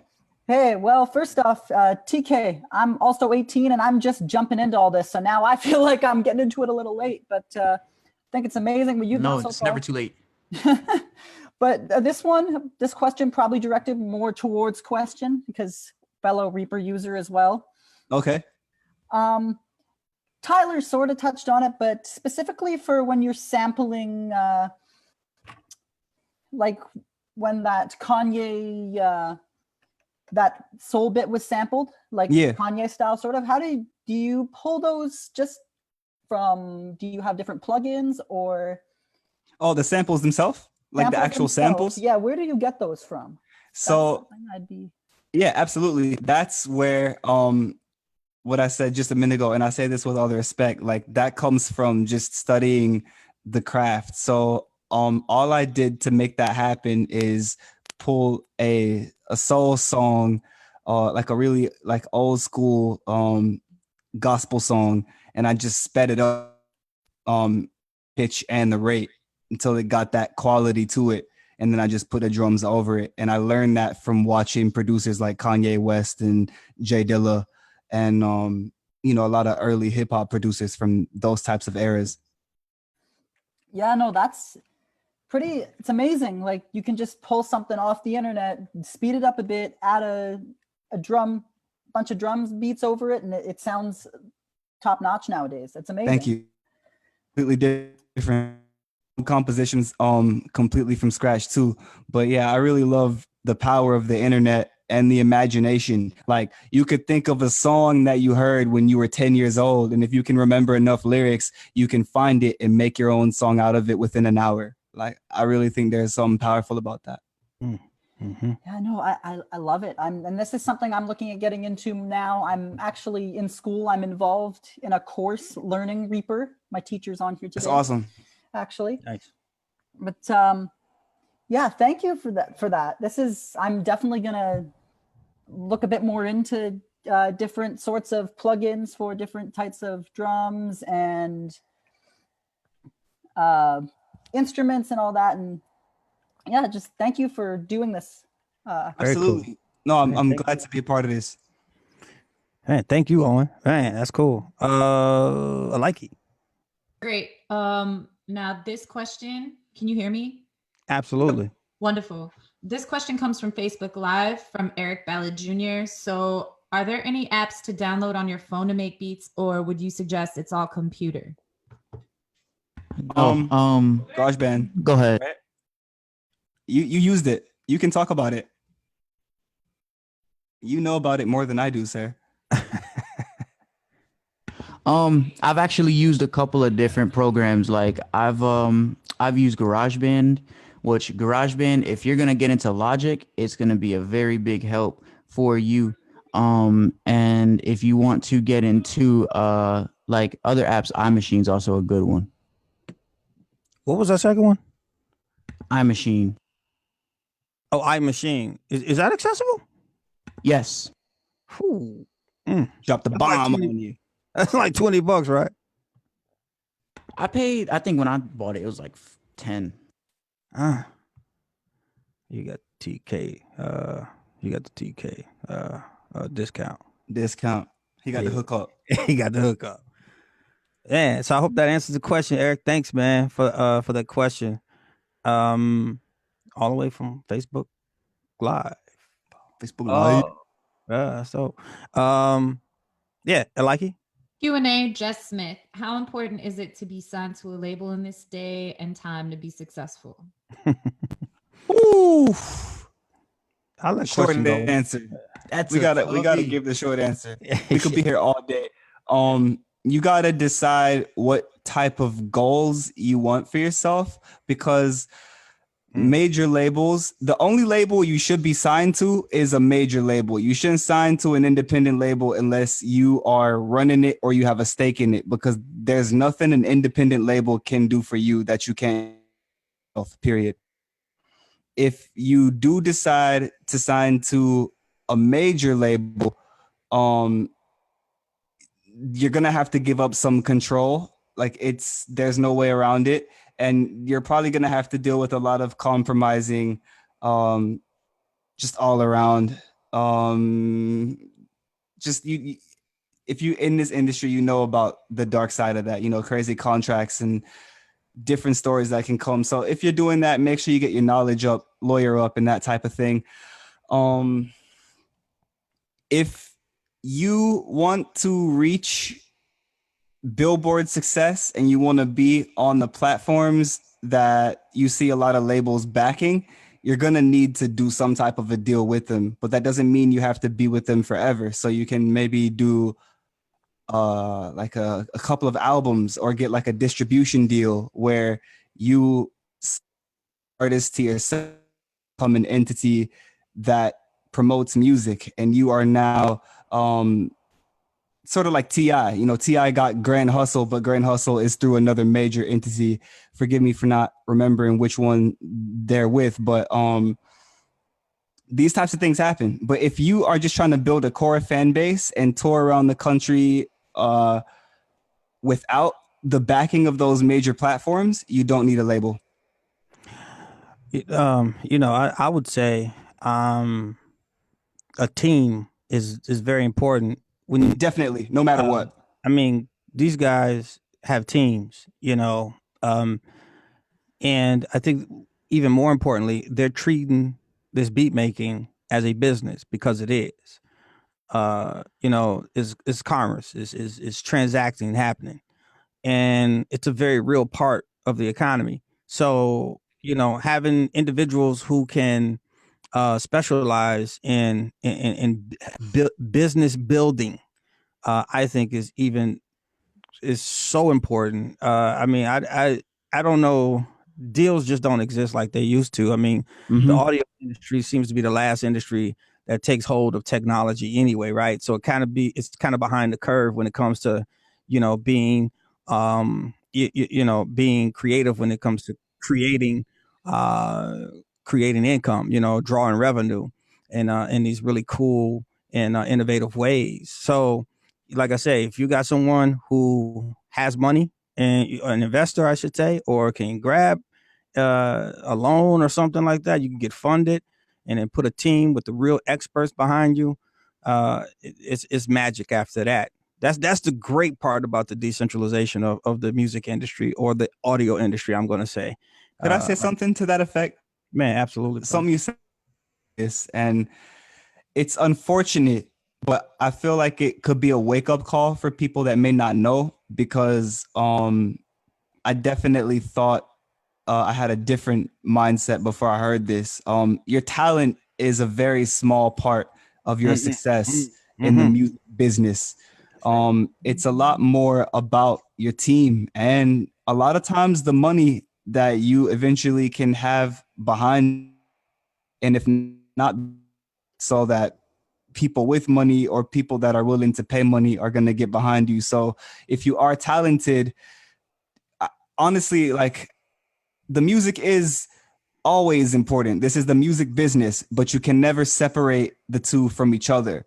And the people with the best music are always going to do the best, but it's a combination of them having the best business as well. So like, if you have good music and bad business, no one's ever going to discover you, because all your good music is going to be stuck on a hard drive somewhere.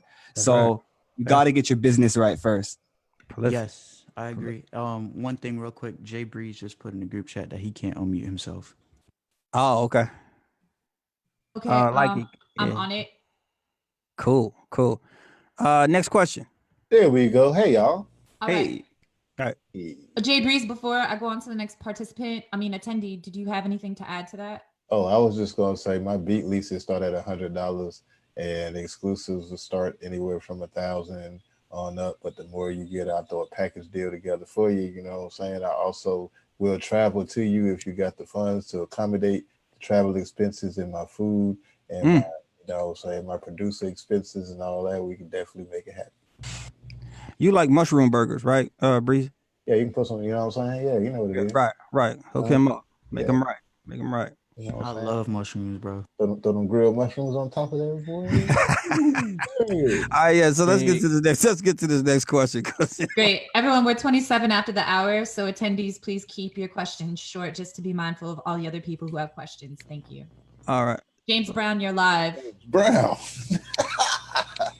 James Brown is the thing. What's going on, James? James, what up? Hey. We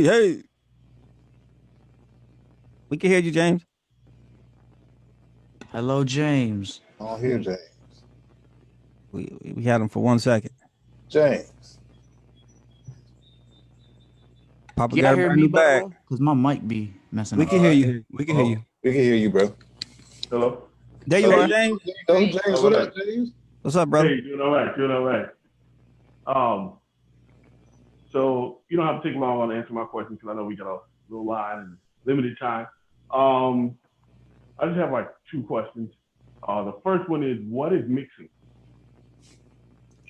Mixing is basically the art of taking the tracks that you use in your production and getting them at a nominal level to where nothing's clipping, everything's sonically pleasing to the ear, and it sounds like a finished, polished product.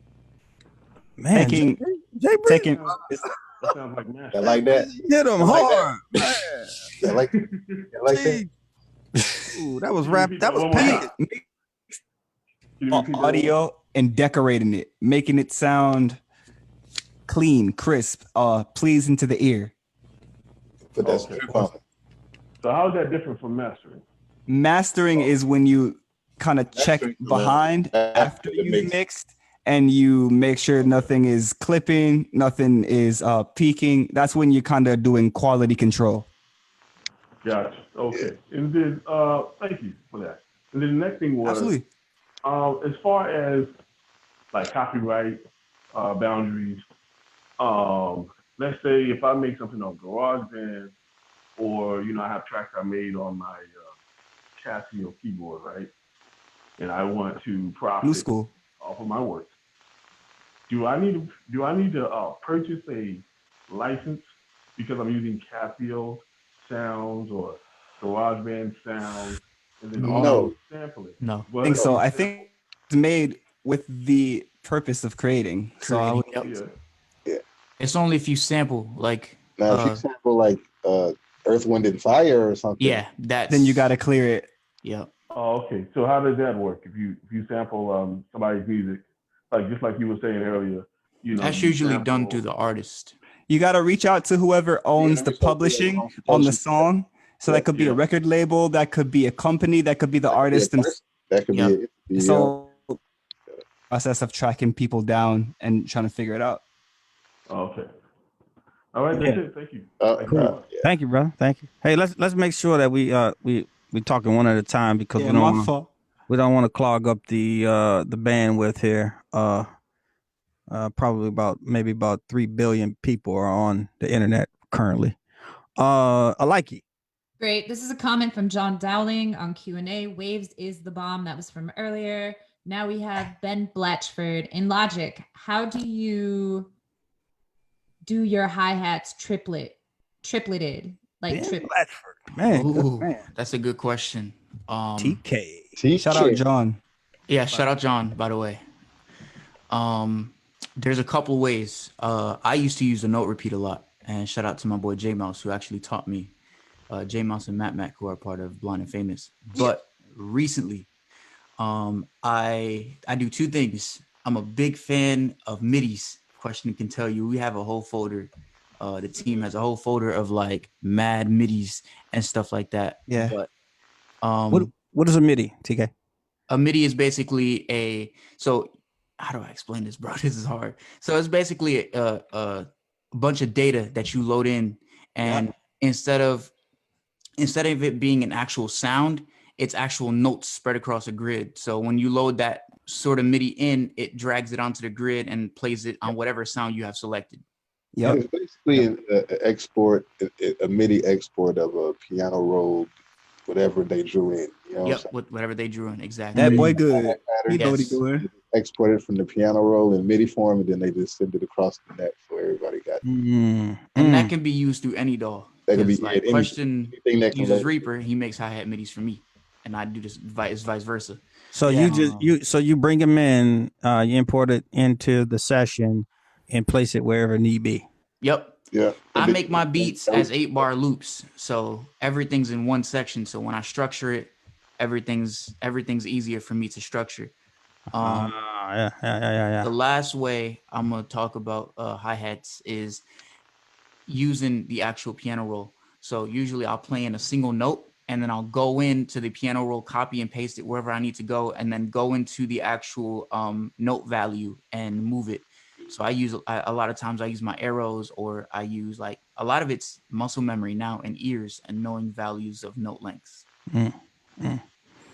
Okay, cool. Next question, because I know we got a lot, so I'm moving. Dominique, you are live. Dominique Stansberry. all the way from the TX. Really, you gonna call my whole name out, bro? Nah, I was. How y'all doing?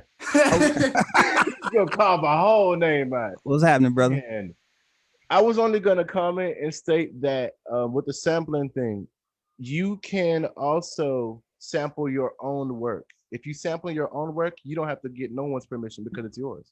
So Indeed. that's easy for you to keep your rights. Good point. So Good point. you can Good to the point. person that was asking about sampling earlier. So Excellent point, brother. that's always Excellent a- point. I mean, Breezy kind of did that earlier, Breezy did like, earlier, right? but he was sampling earlier, but that was a song. That was I know, yeah. But yeah, You wasn't in here when I played the thing. I sampled myself. I don't think he was here. Oh, I've well, been here all the time. okay. Well, y'all can discuss that after the webinar, Right? I heard you Yeah. making the track. Man, no, that's a good point though, Oh, Dominic. a question is: have y'all gotten to Slice? Anyone's gotten to Slice yet? Yeah. And if so, question No. or the other two, y'all have not. Oh, y'all missed out on Slice. Come on. Oh my gosh. Splice or slice? Yes, man. Splice. Yes. Splice. My bad. Oh yeah, Bro, for sure. Man. People Oh in the my team got it, but low key, We've used it. I've been finding a lot of splice loops on Looperman. I'm not gonna lie to you. Oh, It's true. Man, I gotta That's get on that crazy. They're bandwagon. repeat. wild. Wow. They're repeats. So I'm like, what is the point of me paying $10? Which their drum kits are fire, because I got a couple of them. But as far as looping, bro, They're hooked into Machine too. Oh, they are? I didn't even know that. Yes. That's yes. dope. So what's the name of What is TK? What's the name of that? Where you finding the splice stuff at? Looperman. It's a free Looperman. website. Hey, spell it. LOOPERMAN.com. Looperman. Okay. Hey, thanks a lot, Dominique. No problem. That's an excellent resource. Dominique also is anyone looking for a vocalist to lace your tracks beautifully, I may add. If I know what you do, I'm promoting it. You know what I mean? So yeah, it's the deal. He's an amazing vocalist and a producer too as well. So I was gonna comment on that part when y'all said the person saying that they don't like to mix or master or whatever. I guess I could say I'm considered a control freak, because it's like with the whole, you don't know what the person doesn't know what you're trying to hear because it's in your head. I have that issue a lot myself because I sing too, so it's like, oh, it's annoying a lot because I'm trying to work on a track and it's like, then the other part of me, the artist part of me, is like, you want to sing it this way, and it's like, ugh. So I got to kind of separate the two. So absolutely, it gets annoying sometimes, but it's a blessing sure. at the same time. Thank you so much for your question. I'm gonna put you on mute now because we are we gotta roll. Yeah, we're 36 after the hour, but thank you so much. And yeah, and if we don't get to everyone, and if people want to email the questions back into those registrars, into the register forums, you can do that, and I'll forward those questions to whoever you have questions to, and then that person can reach out to you. Even if it's on the social media, you can follow them there too as well. I will be more than happy to do that for anyone. Yeah, me so too. please. I've been trying to do that low key. I thought about starting YouTube tutorials again because nice.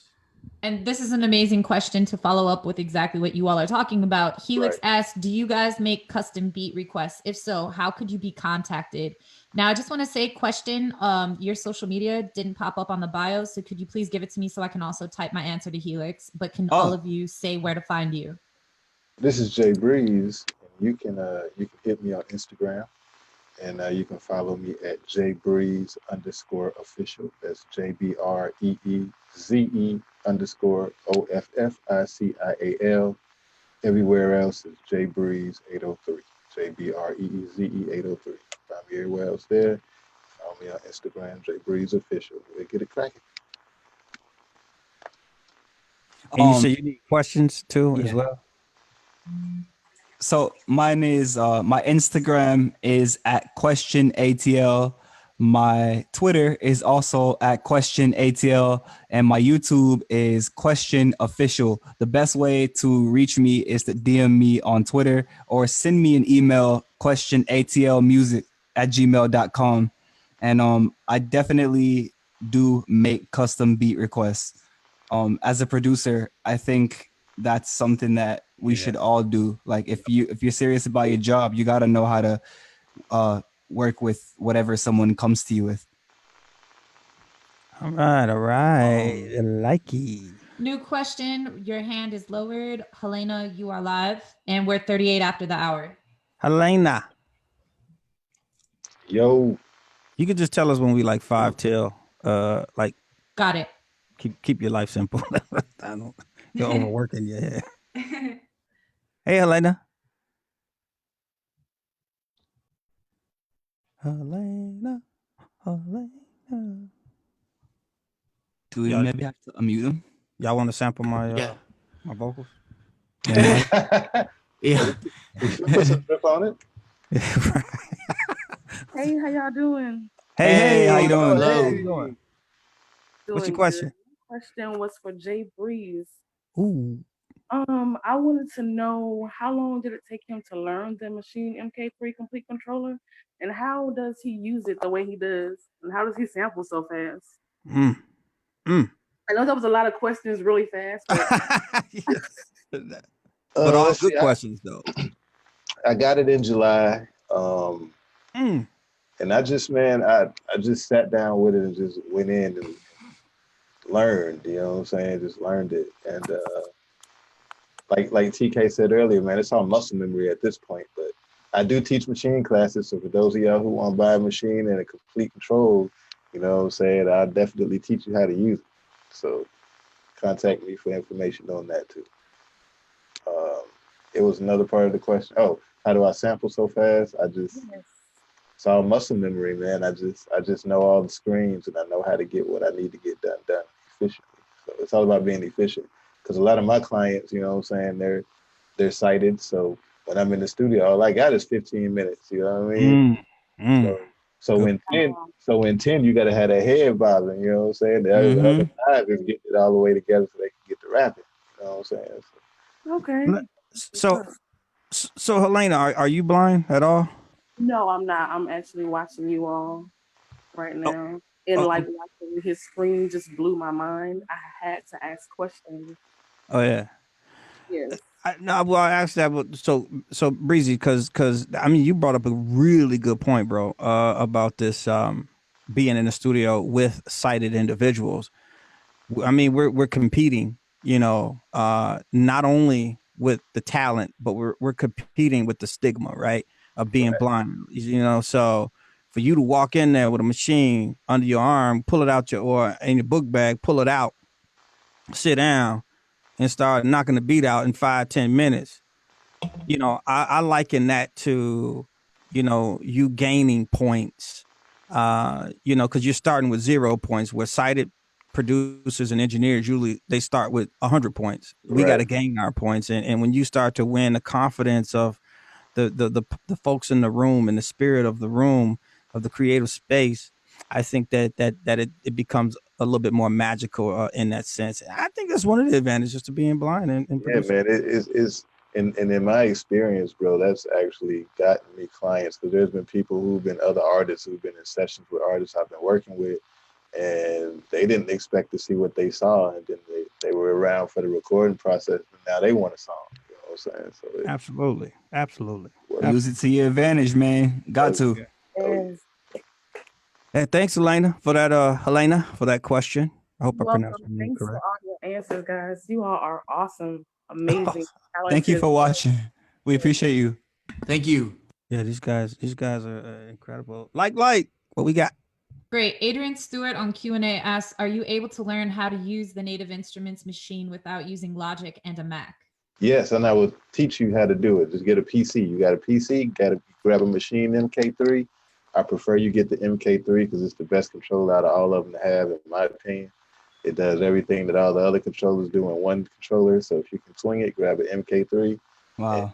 Hit me up. And I How portable is it? Very. Yeah. It's about the size of a 15-inch MacBook. Bet.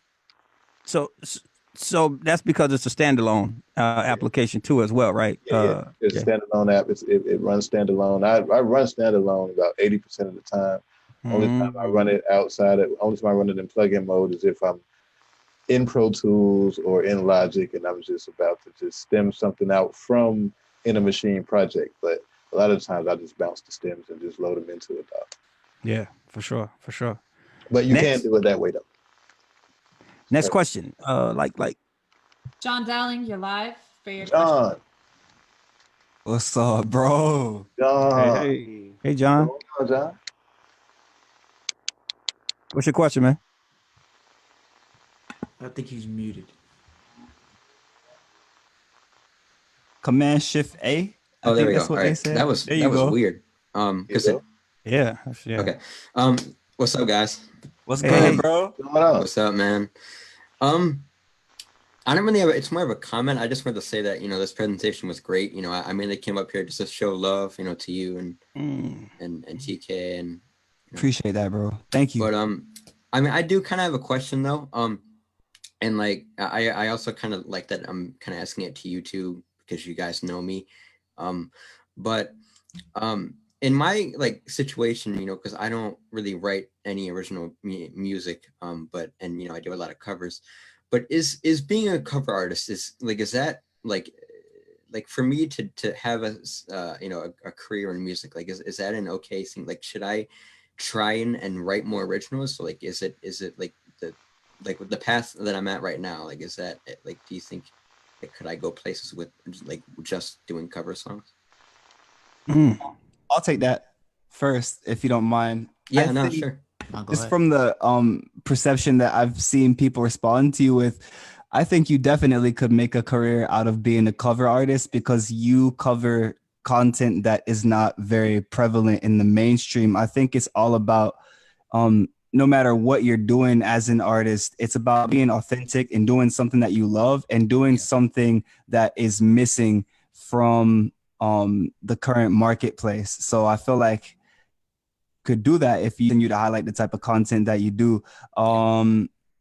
There is also the possibility of you teaming up with writers and working with them and them getting to know you and writing songs that are true to your life and that you completely relate to. And that's another option that you could pursue.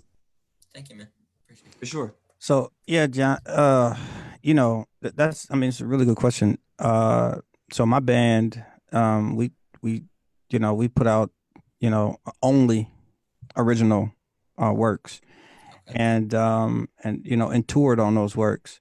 That is a lot harder to convince the audience because the audience, a lot of times when they go to places like bars, when they're going to festivals, they're partaking in alcohol and they want to turn the radio on and just jam to something that they're familiar with. Great point. A lot of times. So it might be a little weird tight work, but I'm gonna tell you this. After a while, what you're going to find is that your level of creativity is going to want to be satisfied, and the curiosity of how far that can go, and you want to get started on that sooner than later. I would say, if you're on the jobbing scene, which it sounds like you may be, or going in that direction, doing covers, very, very good paid opportunities out there, very well paid opportunities out there. What is this? Casinos and like I said earlier, festivals and stuff like that. Hotels. Yeah, I mean, man, it's all over the place. It kind of like use that as your job, but then start, and use it as a way to vocal calisthenics and instrumentation wise, use that to exercise, your ability, and then, start punching them, introducing your stuff in if this is what you're looking to do. Yeah, thank you, man. Appreciate Yeah. So thanks, John, for that question. I'm hating the rush because like usually we're spending a lot of time on questions, but I know we got an onslaught of them. We're trying to get to them, but This is dope. Thank you. Let's check this. Man, this is awesome question, John. Yeah, Likey. What we got next? Q&A, Scott Chesware. Can any of you recommend good sources for acapellas? Oh, Looperman. Once again, there's a lot of stuff up there. And do they got an app, TK, or is it just a site? It's a site. Oh, cool. And really for acapellas, it's hard because not a lot of labels be submitting acapellas. I'm also a DJ, so I have a DJ pool. So a lot of labels only submit acapellas to those type of sites. So if you're really looking for acapellas, you might have to invest some money into that. And then talk to me too. I got a few gigs worth of them. So you DJ too. So you're in the DJ pool. What DJ pool are you with? Right now I'm using BPM Supreme. Is that accessible, or is the interface accessible? Very accessible. I was actually, honestly, when I dove into it and I paid my first month, I'm like, I just paid and not even knowing what it's like, but it came out very accessible. Downloading stuff. Question is actually see me downloading stuff. I go through. Yeah, he goes through very quick. So are you doing DJ Pro too? Yep, DJ Pro. I got a hardware controller and stuff like that. Okay. Yeah. Hey man. Yeah. Send me that link to that pool, because we got people we train on DJ courses as well, and they're looking to be participants in the pool. So that would make a lot of sense. So shout out Goldfingers. Goldfinger. Man. Yes, sir. He's actually the one that put me onto DJ Pro and how accessible it was, thanks to him. Yeah. I'm telling you, he blew my mind. Scratching and I think he was actually scratching and spinning on his back at the same time, and didn't knock over anything in the room. Blind people, we constantly knock ourselves over in the room. But yeah, an amazing guy. And I'm telling you, piano playing, keyboardist, oh God, drumming. Keyboard drumming. I could keep going with this dude, but yeah, he's dope. Yeah. I like it. Got it. We're Blind Wiz, you're live. Blind Wiz. Sound like this guy smart, or young lady, either one. Hey, Blind Wiz.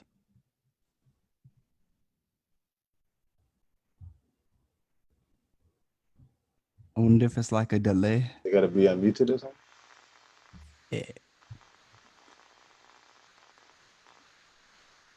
Blind Wiz, you live? Hey, Blind Wiz. Nothing? Something? Yeah, definitely unmuted, but nothing coming through. Okay.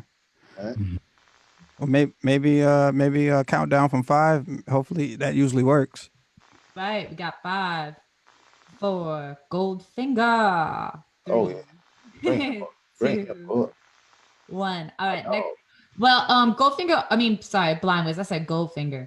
Blind Wiz also asked a question on Q&A. So okay, let's take that. Yeah, it's cool. Yeah, going back to the listening topic. Do you copyright your beats? Number 1.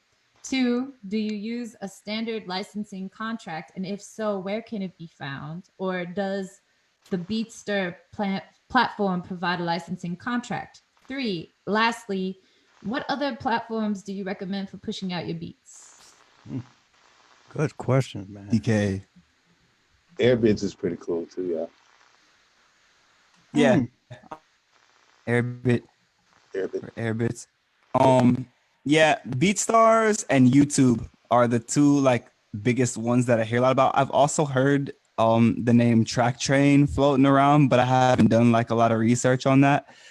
As far as like contracting goes, when I send out a beat or like, leasing in any type of that type of thing, I just do an agreement with the artist. Like, yo, either you can do, if it's a lease, like you do this many units before we have to work out a new deal, or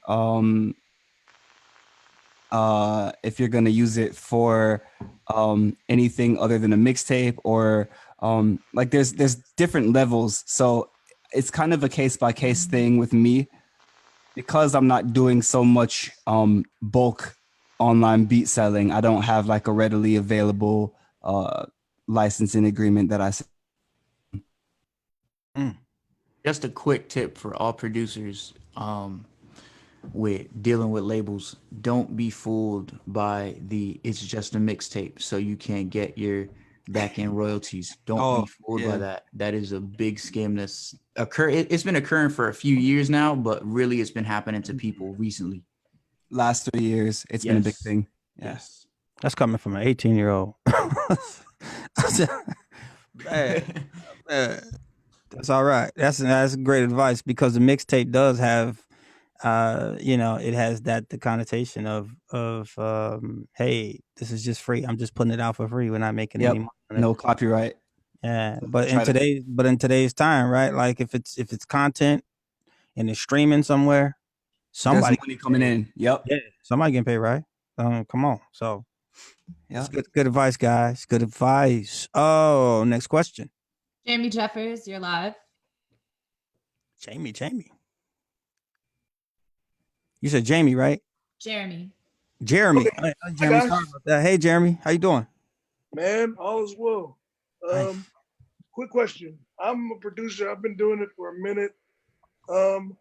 But I've kind of been low key because I've been burned a lot of times. But how would you go about getting your music out and gaining clients and different things like that?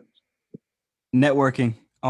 Talk to people. So like wherever it is that you feel you could hear your beats at. So like if you're making a lot of rap beats, find where it is that rappers are searching for beats. So BeatStars, YouTube, and just like talk to people. Go on Twitter, go on social media and say, hey, I'm a producer. This is what I make. I'd like to build a sound with you. I'd like to talk to you. It's really just about being sociable and getting yourself out there and letting people know what it is you do, because they're not going to look for you if you're not putting yourself where you can be found.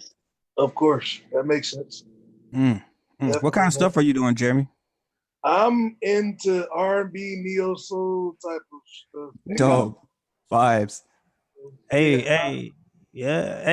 Hey, drop your stuff in an email, some links and stuff, man, and Will do.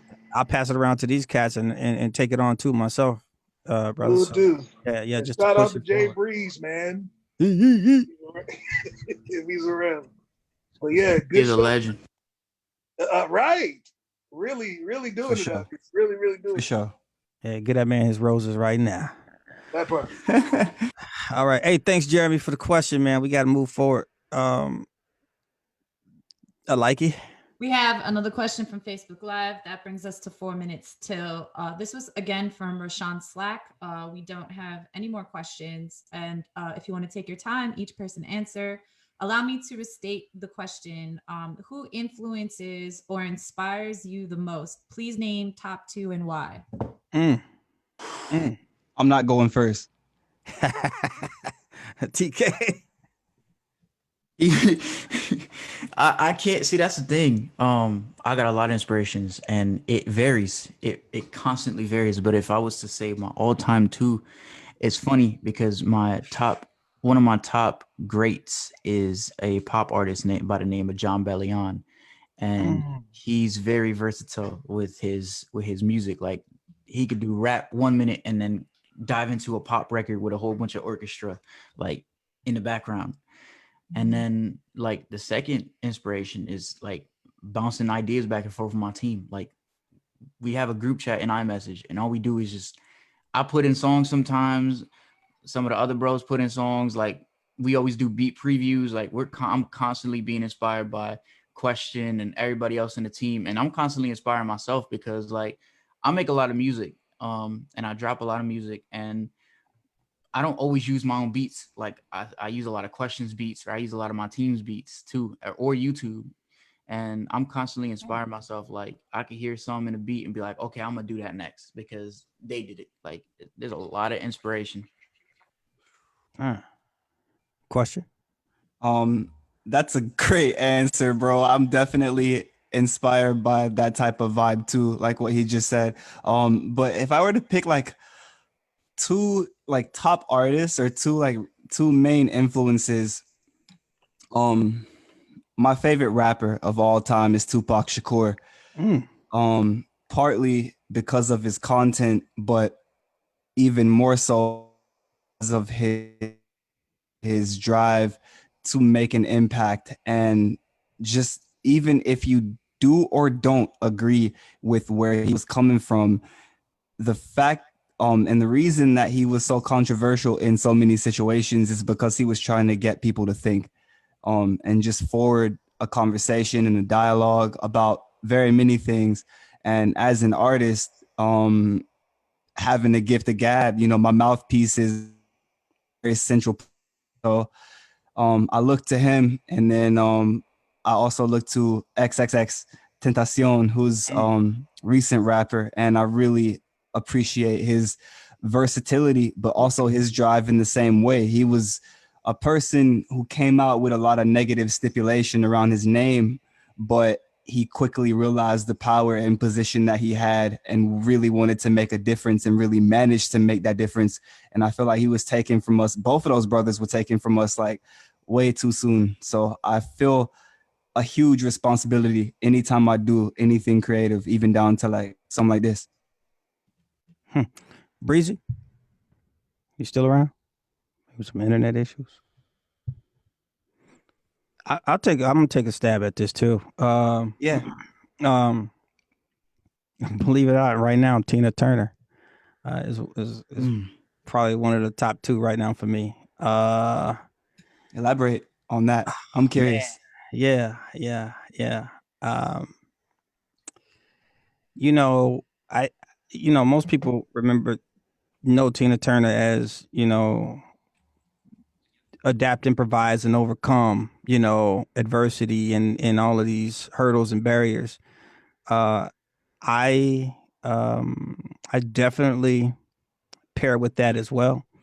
We I go. think I think even further into Tina Turner is the ability, the vocal ability that it seems so effortless what she does, and it moves me to listen to the way that she tells a story, not even with the lyric, but with the emotion.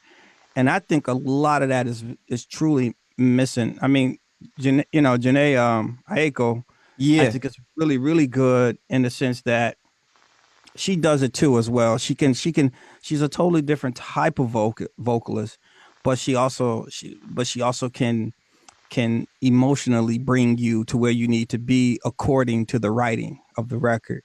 I feel what you mean. That's I powerful. respect that. Yeah. And then I think my other one may be I would have to probably say if in music, I'm gonna say in music, I'll keep it in music.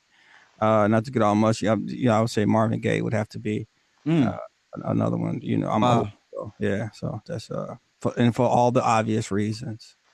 What about you, Breezy? We talking about influences? Yeah, two top influences. I'd have to say on some real Dr. Dre. Ooh, yeah. Because I remember as a kid listening to the Chronic album, and I was like, "Yo, how did they get that to move around like that? He playing these fifth lines like this." And why is it so clean but dirty? How does this work? You know, it was a whole bunch of foul language and concepts being taught to me underlying that I didn't understand at the time, but it was all about the sonic characteristics of what I was hearing. You know what I'm saying? And so, you know, fast forward to when I got introduced to Timbaland, and I was like, what? Mm-hmm. You know what I'm saying? Like, he really pushed the envelope for me as far as what was possible with a piece of audio.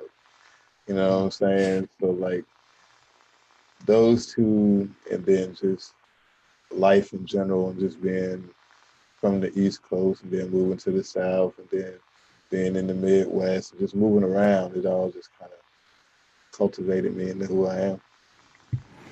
You know, Dre, I think, has mastered the art of simplicity. I don't know who does it. Like, I mean, he knows space. He understands like Yeah.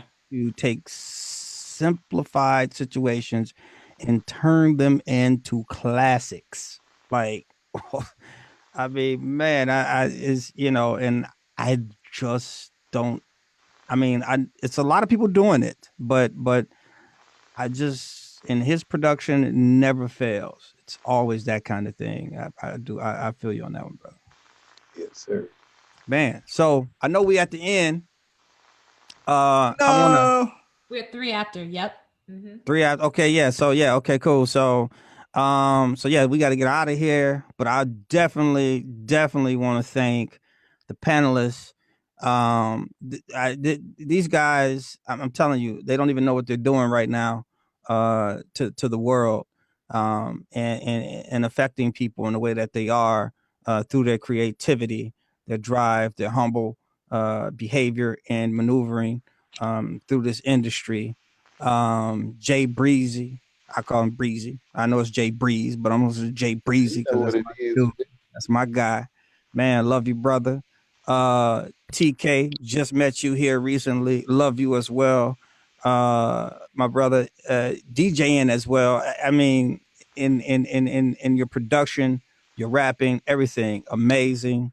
My dude, Question as well, all the way down in ATL. Thank you, bro. thank you. Love you, brother. Oh yeah, Man, these guys, you guys are inspiring me. You know, like I was joking with Question earlier. I said I'm like the dad, so I'm gonna call y'all by y'all government names, but I'm not gonna put y'all out there like that, man. I ain't even call him dad one time when we was live. I was gonna slip it in there, but I forgot. Oh man. Right, for sure. And thank you, Aliki, and thank you to the ISM Music team. And yo, we done, man. Oh man, it was real. All right, man. Appreciate it. Thank you. Yes, sir. Thank you, Miss Lady. Hey, I want to shout out what's one of my favorite people in the world. I'm sorry. He asked 2 questions. Roshan Slack. That's one of my faves in the world. Love Shout out you, too, Roshan, brother. man. Roshan, what's up, dog? That's right. That's my dude, man. Word. Appreciate them questions, fam. Oh, one more question, Jay Breeze. What's The at Jay Breeze 803, is that for Twitter, IG, just for those on Facebook Live? That's for Twitter. IG is jbreeze_official. Got it. Thank you so much. You all take care. God bless you all. All right. Thank you. All right. Bye-bye. Well, Yep. God bless.